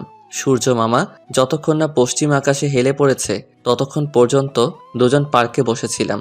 দিনের আলোকে বিদায় জানিয়ে সন্ধ্যা যখন চারপাশকে গ্রাস করবে তখন দুজন হাত ধরে হাঁটতে শুরু করলাম অসংখ্য বাতিধারা ভরপুর শহরের সুন্দর রাস্তায়। ঈশিতা একটু থেমে থেমে হাঁটছে। আমি বালিকাকে জিজ্ঞাসা করলাম, কি হলো, খিদে লেগেছে? ঈশিতা মাথা নাড়িয়ে হ্যাঁ বলল। তাহলে চলো একটা রেস্টুরেন্টে খেয়ে বাসায় চলে যাব। দুজনে হাঁটছি। হঠাৎ করে একটু দূরে একটা ফুচকার দোকান দেখা যাচ্ছে। ঈশিতা ফুচকার দোকানটা দেখে খুশি হয়ে দৌড়ে ফুচকার দোকানের সামনে চলে গেল। আমি যে ঈশিতার সাথে আছি তার খেয়ালই নাই। আমি আস্তে আস্তে হাঁটছি। ঈশিতা ফুচকার দোকানের সামনে গিয়ে পিছনে ফিরে তাকালো। আমাকে দেখতে পাচ্ছে না। তার চোখ জোড়া পাগলের মতো আমাকে খুঁজতে লাগলো, এদিক ওদিক তাকাচ্ছে। পরক্ষণে আমি যখন তার সামনে গেলাম সে দৌড়ে আমার কাছে আসলো এবং হাঁপাতে হাঁপাতে বলতে লাগলো, কোথায় ছিলে তুমি? তুমি এত আস্তে আস্তে হাঁটো কেন? আমি তো ভয় পেয়ে গেছিলাম। তুমি তো আমাকে রাস্তায় ফেলে চলে আসছো। সরি, এখন চলো ফুচকা খাবো। কিসের ফুচকা? ফুচকা ভালো না, চলো রেস্টুরেন্টে কিছু খেয়ে তারপর বাসায় চলে যাব। না, আমি রেস্টুরেন্টে খাবো না, আমি ফুচকা খাবো। ফুচকা ভালো না তো, এগুলো খেলে পেটে সমস্যা হবে। তার চেয়ে ভালো রেস্টুরেন্টে কিছু খেয়ে তারপর বাসায় চলে যাবে। না, আমি ফুচকাই খাবো। বালিকাকে কোনোভাবে বোঝাতে পারলাম না। বালিকা দৌড়ে গিয়ে 3 প্লেট ফুচকা অর্ডার দিল। দুইটাই ঝাল একটু বেশি আর একটা একটু কম। আমি বালিকাকে জিজ্ঞাসা করলাম, 3 প্লেট ফুচকা কেন আর একটাই ঝাল কম, দুইটাই বেশি কেন? ঈশিতা উত্তর দিল, দুটো আমি খাবো, সে দুটোই ঝাল বেশি। তুমি একটা খাবে, ওটায় ঝাল একটু কম। তুমি তো আবার ঝাল বেশি খেতে পারো না। বালিকা আমার জন্য ঝাল ছাড়া 1 প্লেট ফুচকা অর্ডার দিল। বালিকা মনে করেছে আমি আগে সেই পিচ্চি ফারাবি রয়ে গেছি। মাথায় একটা দুষ্টুমি বুদ্ধি এসে চাপলো। ফুচকাওয়ালা মামাকে কিছু টাকা দিয়ে বললাম, একটার মধ্যে প্রচুর ঝাল দিবে আর তোমার ড্রামের সব পানি ফেলে দিবে। বালিকা যদি জিজ্ঞেস করে তোমার এখানে পানি আছেনি, তুমি না বলবে। কোনো দোকানের কথা জিজ্ঞাসা করলে বলবে 30 মিনিটের মতো লাগবে। যেই ভাবা সেই কাজ। ফুচকাওয়ালা মামা 1 প্লেট ফুচকা প্রচুর ঝাল দিয়ে আমাকে দিল, আর ঈশিতাকে 2 প্লেট। আমি ফুচকা মুখে দিয়ে দেখে আসলেই প্রচুর ঝাল দিয়েছে। ঈশিতা আমার দিকে না তাকিয়ে চোখ বুজে খাওয়া শুরু করেছে। বালিকা কিছুক্ষণের ভিতরে 1 প্লেট ফুচকা শেষ করে ফেললো। আমি ঝালের কারণে অল্প অল্প মুখে দিচ্ছি। ঈশিতা আরেক প্লেট ফুচকা প্রায় শেষের দিকে। তখন আমি ঝালের কারণে চেঁচিয়ে উঠলাম, সত্যি আমার অনেক ঝাল লেগেছে। ঝালের কারণে চোখ দিয়ে পানি চলে আসছে। ঈশিতা বলতে লাগলো, কি হয়েছে? আমার প্রচুর ঝাল লেগেছে। তোমার এটাই তো ঝাল দেয় না? ঝাল না দিলে কি আমি স্বাদে চিল্লাচ্ছি? ঈশিতা আমার দিকে লক্ষ্য করে দেখে আসলে ঝালের কারণে আমার চেহারা পুরো লাল হয়ে গিয়েছে, চোখ দিয়ে পানি পড়ছে। ঈশিতা ফুচকার প্লেটটা রেখে তাড়াতাড়ি ফুচকাওয়ালা মামার কাছে গিয়ে বলতে লাগলো, তাড়াতাড়ি পানি দেন। পানি তো নাই ম্যাডাম। কি বলছেন আপনি? আপনাকে না না করেছি ওর এটার মধ্যে ঝাল না দেওয়ার জন্য? আপনি ঝাল দিলেন কেন ওইটায়? ম্যাডাম ভুলে ঝাল পড়ে গেছে। এদিকে আমি ঝালের কারণে চিল্লিয়ে যাচ্ছি। ঈশিতা দৌড়ে আমার কাছে এসে বলল, ঝাল কি বেশি লেগেছে?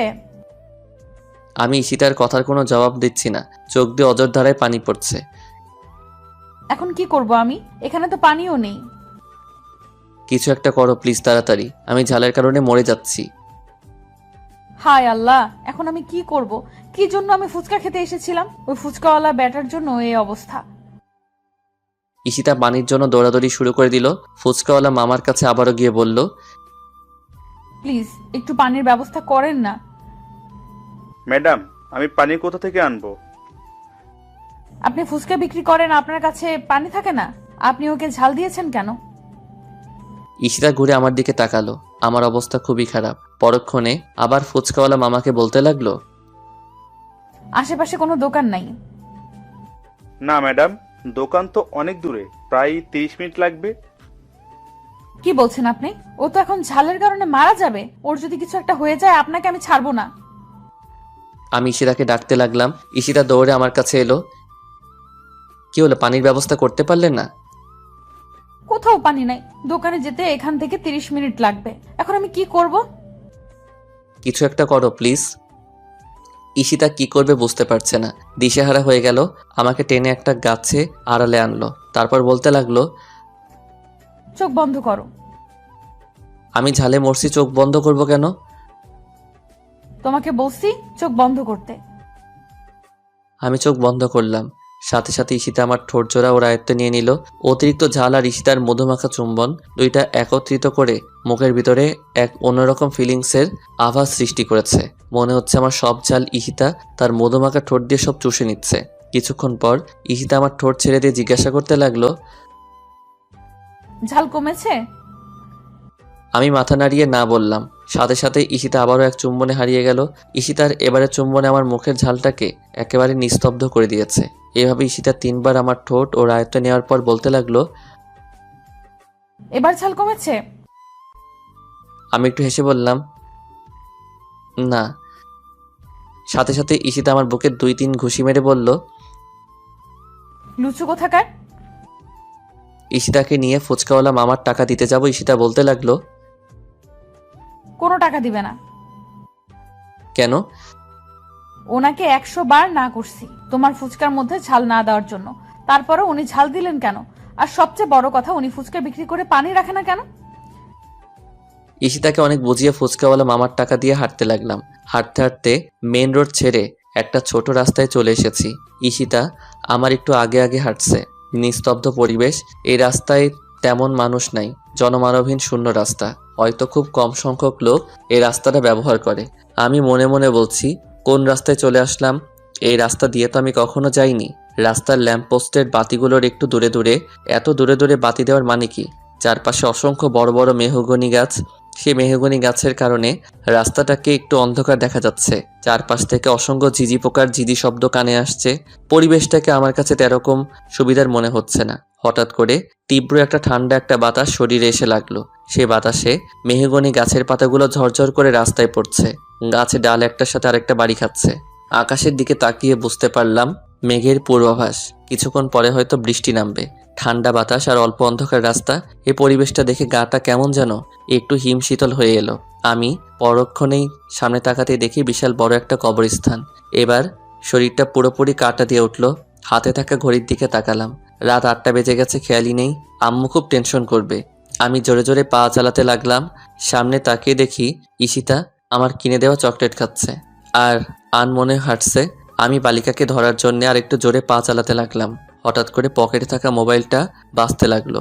মোবাইলটা বের করে কানে লাগাতেই ঈশিতা আচমকা দৌড়ে এসে আমাকে শক্ত করে জড়িয়ে ধরলো। আমি ফোনটা কেটে ঈশিতাকে বললাম,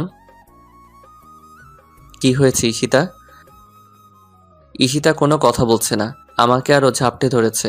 বুঝতে পেরেছি বালিকা হয়তো কোনো কারণে অনেক ভয় পেয়েছে। আমি হাত দিয়ে ঈশিতার মাথাটা বুক থেকে তুলব, কিন্তু ঈশিতা আমাকে আরো শক্ত করে জড়িয়ে ধরে। না, সত্যি অনেক ভয় পেয়েছে। কি হয়েছে বলো আমাকে, এত ভয় পাচ্ছ কেন?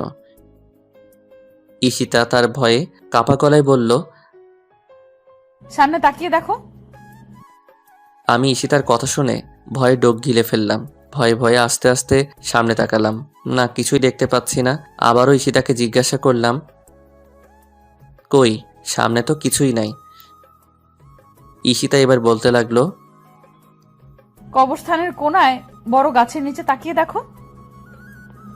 এবার সত্যি সত্যি ঈশিতার কথা শুনে গলা শুকিয়ে গিয়েছে। কবরস্থানের দিকে চোখ তুলে তাকাবো সে সাহসটুকু পাচ্ছি না। ঈশিতাকে জড়িয়ে ধরে ভয়ে ভয়ে কবরস্থানের কোনায় গাছটার দিকে চোখ তুলে তাকাতেই ভয়ে শরীরটা কেঁপে উঠল। গাছটার নিচে একজন মহিলা মনে হয় দাঁড়িয়ে আছে।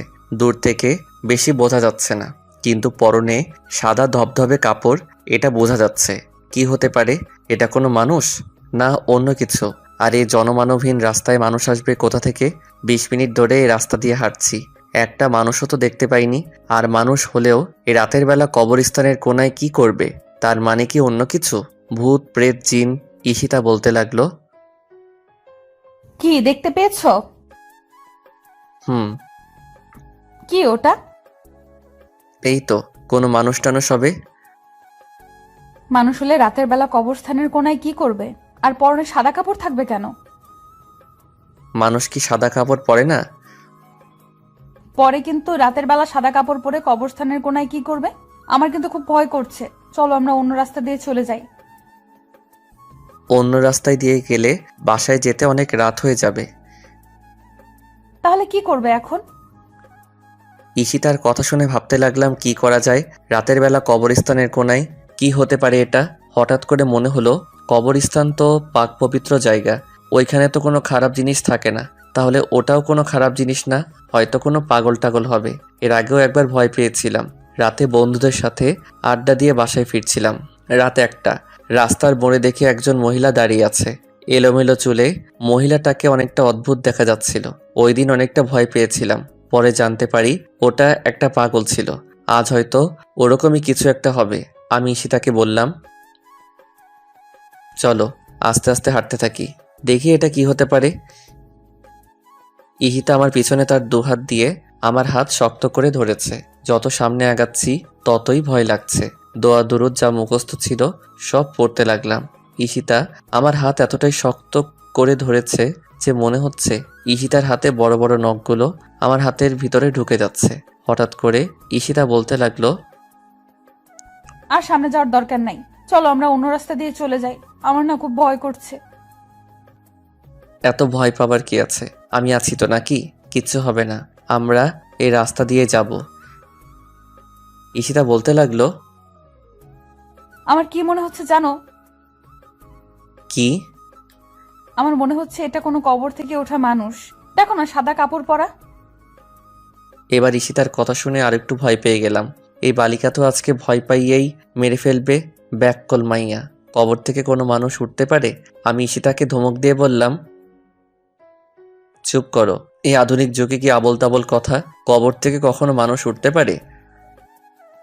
দোয়া দরুদ পড়ে সামনে আগাতে লাগলাম। না, এত দোয়া দরুদ পড়ছি, কিন্তু জিনিসটা ওখান থেকে এক চুল পরিমাণও নড়ছে না। অন্য জিনিস হলে তো এতক্ষণে এখান থেকে চলে যাওয়ার কথা। তার মানে নিশ্চয়ই কোনো পাগল। এবার ভয়ে অনেকটা কেটে গেছে। ঈশিতার দিকে লক্ষ্য করে দেখি ভয়ে একদম চুপসে গেছে, কোনো কথা বলছে না। গুটি গুটি পায়ে আমার হাতটা শক্ত করে ধরে হাঁটছে। আমি ঈশিতাকে জিজ্ঞাসা করলাম, ঈশিতা, হুম। আমরা ওটা সামনে যাওয়ার পরে ওটা যদি আমাদেরকে দৌড়ানি দেয়? কি বলছো তুমি? আমার কিন্তু অনেক ভয় করছে। প্লিজ চলো, অন্য রাস্তা দিয়ে চলে যাই। ভয় পাওয়ার কিছু নেই। আচ্ছা, ওটার সামনে গেলে ওই জিনিসটা যদি আমাকে না ধরে তোমাকে ধরে, তাহলে কি করবে? কি করব মানে? কিছু করব না। কেন? তুমি আছো তো। আমি কি করব? তুমি আমাকে বাঁচাবে। ওই সময় তো আমার জান বাঁচানো ফরজ। তোমাকে কিভাবে বাঁচাবো? কি? তুমি আমাকে বাঁচাবে না? আরে আরে ওই সময় আমি বাঁচলে এনে তোমাকে বাঁচাবো। আমি কিন্তু এখন কান্না করব। আমি আরেকটু মজা নেওয়ার জন্য বললাম, ঈশিতা, তোমার পিছনে তাকিয়ে দেখো। বালিকা ভয় পেয়ে চিৎকার দিয়ে আমাকে শক্ত করে জড়িয়ে ধরলো। কোনোভাবে ঈশিতার মাথা আমার বুক থেকে তুলতে পারছি না। অনেকক্ষণ পরে বুক থেকে মাথাটা তুললাম, দেখি বালিকা কান্না করে দিয়েছে। আমি জিজ্ঞাসা করলাম, কি ভয় পেয়েছো? বালিকা কান্নার কারণে মাথা ঝাঁকি দিয়ে হ্যাঁ শব্দ উচ্চারণ করলো। না, অনেকটা ভয় পেয়ে গিয়েছে। আমি ঈশিতার মাথাটা তুলে চোখের পানি মুছে দিয়ে বললাম, পাগলি একটা, এত ভয় পাবার কি, আমি আছি তো। ঈশিতা আমার হাত শক্ত করে ধরে আছে। আমি আস্তে আস্তে সামনে যেতে লাগলাম। ঈশিতা আমাকে থামিয়ে বলতে লাগলো, আর সামনে যাওয়ার দরকার নাই। কেন? ওটা যদি তোমার কিছু করে? আমি একটা হাসি দিয়ে মনে মনে বলতে লাগলাম, পাগলি মেয়ে একটা, নিজেও ভয় পাবে আর সেই ভয়ের মধ্যে আমার কথাও চিন্তা করবে। এটাকেই তো ভালোবাসা বলে। নিজে বিপদে থেকেও সেই বিপদের মুহূর্তে প্রিয় মানুষটির কথা চিন্তা করে। আমি ঈশিতাকে বললাম, কিচ্ছু করবে না আমার, চলো। ঈশিতাকে নিয়ে ওই জিনিসটার কাছাকাছি চলে গেলাম। হ্যাঁ, স্পষ্ট দেখতে পাচ্ছি একজন মহিলা দাঁড়িয়ে আছে, সাদা শাড়ি পরে। কিন্তু একজন মহিলা এত রাতে কবরস্থান কোণায় কি করে? হঠাৎ করে লক্ষ্য করলাম মহিলা কি যেন বলছে। মহিলার কথা শোনার জন্য আর একটু সামনে এগিয়ে গেলাম। সামনে গিয়ে পুরোপুরিভাবে বুঝতে পারলাম আমি যা ভেবেছিলাম তাই। একজন পাগল মুখ দিয়ে কি আবল তাবল বিলাপ করছে। ঈশিতাকে নিয়ে দ্রুত কবরস্থানের জায়গা ওভারটেক করে সামনে চলে আসলাম।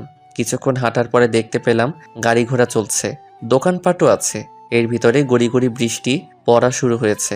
তাড়াতাড়ি বাসায় যেতে হবে। একটা রিক্সা ঠিক করলাম, রিক্সায় উঠতে যাব। এমন সময় পকেটের থাকা মোবাইলটা বাজতে লাগলো। আম্মু ফোন দিয়েছে। হ্যাঁ আম্মু বলো। কোথায় তোরা? এই তো আম্মু, রাস্তায়। রাস্তায় কি করিস? বৃষ্টি আসতেছে, দেখতে পাচ্ছিস না? তাড়াতাড়ি বাসায় আয়।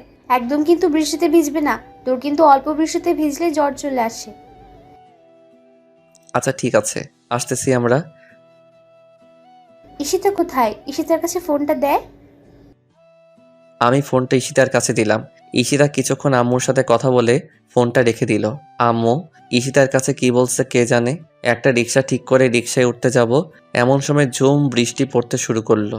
তাড়াতাড়ি রিক্সায় উঠে ঈশিতা রিক্সার হুডটা টান দিয়ে তুললো। বৃষ্টির মধ্যে রিক্সা চলতে শুরু করলো। রিক্সাওয়ালা মামা একটা পলিথিন কাগজ আমাদের পায়ের কাছে দিল, যেন ভিজে না যায়। ঈশিতা আমার দিকে তাকিয়ে দেখে ঝুম বৃষ্টির কারণে আমার মাথা প্রায় ভিজে যাচ্ছে। ঈশিতা জানে যে আমি অল্প বৃষ্টিতে ভিজলে আমার জ্বর চলে আসে, তাই ঈশিতা তাড়াতাড়ি পায়ের কাছ থেকে পলিথিন কাগজটা তুলে আমার মাথায় ধরলো। আমি ঈশিতার দিকে তাকিয়ে হাত দিয়ে কাগজটা ধরলাম। বৃষ্টি বেড়েই চলেছে। মাথার উপরে কাগজ দেওয়ার পরেও বৃষ্টির ফোঁটা এসে গায়ে পড়ছে, প্রায় ভিজেই যাচ্ছি। ঈশিতা আমার দিকে তাকিয়ে তার শাড়ির আঁচলটা দিয়ে আমাকে সম্পূর্ণভাবে ঢেকে নিল। আমি ঈশিতার এত কেয়ার দেখে ঈশিতার দিকে এক দৃষ্টি দিয়ে তাকালাম। ঈশিতা প্রায় বৃষ্টিতে ভিজে গেছে, কিন্তু ঈশিতার সেই দিকে কোনো খেয়াল নাই। আমি ভিজে যাচ্ছি সেই দিকেই তার খেয়াল। তাই তো কাগজের পরেও তার শাড়ির আঁচলটা আমার মাথার উপর ধরেছে। আমি ঈশিতার দিকে তাকিয়ে থাকতে দেখে ঈশিতা বলতে লাগলো, কি দেখো এভাবে তাকিয়ে? আমার সিনিয়র বউটাকে দেখি। এত দেখতে হবে না, এমনি বৃষ্টিতে ভিজে যাচ্ছ, চুপ করে বসে থাকো। আমি একটা মুচকি হাসি দিয়ে ঈশিতার বৃষ্টিতে ভিজে যাওয়া হাতটা শক্ত করে ধরলাম। প্রায় 10-15 মিনিট পরে বাসার কাছে পৌঁছে গেলাম। রিক্সা থেকে নেমে বাসার ভিতরে ঢুকতে ঢুকতে প্রায় অনেকটা ভিজে গেছি। ঈশিতা তাড়াতাড়ি রুম থেকে একটা তোয়ালে আমার হাতে দিল। আমি মাথাটা মুছে ড্রয়িং রুমের সোফায় বসলাম। ঈশিতা কাপড় চেঞ্জ করতে রুমে চলে গেল। 2 মিনিট পরে আম্মু এসে বলতে লাগলো, এতক্ষণ পর্যন্ত বাইরে ঘুরতে হয়? বৃষ্টিতে তো একেবারে ভিজে গেছিস, এখন তো জ্বর আসবে নিশ্চয়ই। কিচ্ছু হবে না আম্মু, আমার প্রচন্ড খিদে লেগেছে, খাবার দাও। আচ্ছা ঠিক আছে, দিচ্ছি। ঈশিতাকে ডাক। 5 মিনিট পর ঈশিতা কাপড় চেঞ্জ করে নিচে আসলো। সবাই মিলে খাওয়া দাওয়া করে কিছুক্ষণ আড্ডা দিলাম। তারপর ঈশিতা রুমে চলে গেল আর আমি ড্রয়িং রুমের সোফায় বসে একটা হিন্দি মুভি দেখতে লাগলাম। রাত 10টা। আমি আস্তে আস্তে রুমের দিকে যাচ্ছি। রুমের দরজাটা হালকা ধাক্কা দিতেই খুলে গেল। রুমের ভিতরে প্রবেশ করে আমি অবাক হয়ে গেলাম। পুরো রুম ফুল দিয়ে সাজানো, ফুলের ঘ্রাণে পুরো রুম মুখরিত হয়ে আছে। ঈশিতাকে দেখতে পাচ্ছি না। ঈশিতা কোথায়? আর ফুল দিয়ে এই রুম সাজালো কে? 2 মিনিট পরে ঈশিতা ওয়াশরুম থেকে বের হলো। আমি ঈশিতার দিকে তাকিয়ে দেখি একটা আকাশি কালার শাড়ি পরা আছে, মাথায় হিজাব দেওয়া। ঈশিতা আমাকে দেখে বলতে লাগলো, এতক্ষণে নিচ থেকে আসলে, না আসলেই পারতে, আজকে ড্রয়িং রুমে ঘুমিয়ে থাকতা। আমি ঈশিতার কথা শুনে ঈশিতার একদম কাছে গেলাম। তারপর বললাম, কি ব্যাপার, রুম এভাবে ফুল দিয়ে সাজিয়েছে কে? আমি। কেন? কারণ আছে। ঈশিতা ওয়ার্ড্রপ থেকে নতুন একটা পাঞ্জাবি এনে আমার হাতে দিয়ে বলতে লাগলো, যাও তাড়াতাড়ি এই পাঞ্জাবিটা পরে অজু করে আসো। আমি বাধ্য ছেলের মতো কোনো কথা না বলে পাঞ্জাবিটা পরে ওয়াশরুম থেকে অজু করে আসলাম। ঈশিতা আমার কাছে এসে বলতে লাগলো, চলো এখন আমরা 4 রাকাত নফল নামাজ আদায় করব। 4 রাকাত নফল নামাজ আদায় করব? পুরো রুম ফুল দিয়ে সাজাইয়েছো, আমি তো কিছুই বুঝতে পারছি না। ঈশিতা একটা মুচকি হাসি দিয়ে বলতে লাগলো, এত বুঝতে হবে না, চলো আমরা আগে 4 রাকাত নফল নামাজ পড়ি। নামাজ পড়বো কেন? কেন নামাজ পড়বে শুনবে? ঈশিতা আমার পাঞ্জাবির বোতামগুলো লাগাতে লাগাতে বলতে লাগলো, তাহলে শোনো, আজ থেকে আমাদের নতুন জীবনের গল্প শুরু করব। দুজনের দেখা রঙিন স্বপ্নগুলো বাস্তবে রূপ দিব। তোমার আমার পবিত্র ভালোবাসা একই সুতোয় গাঁথবো। এই ঝুম বৃষ্টির রাতে তোমার আমার ভালোবাসার পূর্ণতা দিয়ে ভালোবাসাটা আরো মধুময় করে তুলবো। সে মধুময় ভালোবাসা দিয়ে দুজনে সুখের একটা স্বর্গ সংসার বানাবো। সে সুখের সংসারে থাকবো তুমি আমি আর আমাদের একটা ছোট্ট সুন্দর ফুটফুটে রাজকুমার, যা ঠিক দেখতে তোমার মতো হবে। ঈশিতা এই কথা বলে জিহ্বায় কামড় দিয়ে ফেললো। যা, কি বলে ফেললাম? কি বললে? যা বলছি বলেছি। কি দিতে পারবা না একটা রাজকুমার ঠিক তোমার মতো? আমি মুচকি এসে ঈশিতাকে কাছে টেনে নিয়ে কপালে একটা চুমু দিয়ে বললাম, একটা কেন, 5টা দিব, তবে রাজকুমার নয়, রাজকন্যা, যার চেহারাটা হবে ঠিক তোমার মতো। না, আমার চেহারার মতো হওয়ার দরকার নাই। আমি চাই রাজকুমার তোমার মতো হোক। না, আমার রাজকন্যা চাই ঠিক তোমার মতো। না, আমার রাজকুমার চাই। না, আমার রাজকন্যা চাই। এখন কিন্তু বাড়াবাড়ি হয়ে যাচ্ছে। বাড়াবাড়ি হলে আমি রুম থেকে চলে যাই, তুমি থাকো তোমার রাজকুমার নিয়ে। আচ্ছা ঠিক আছে, চলো আমরা নামাজ পড়ে আল্লাহর কাছে চাই। আল্লাহ যা দিবে আমরা তাতেই খুশি। চলো।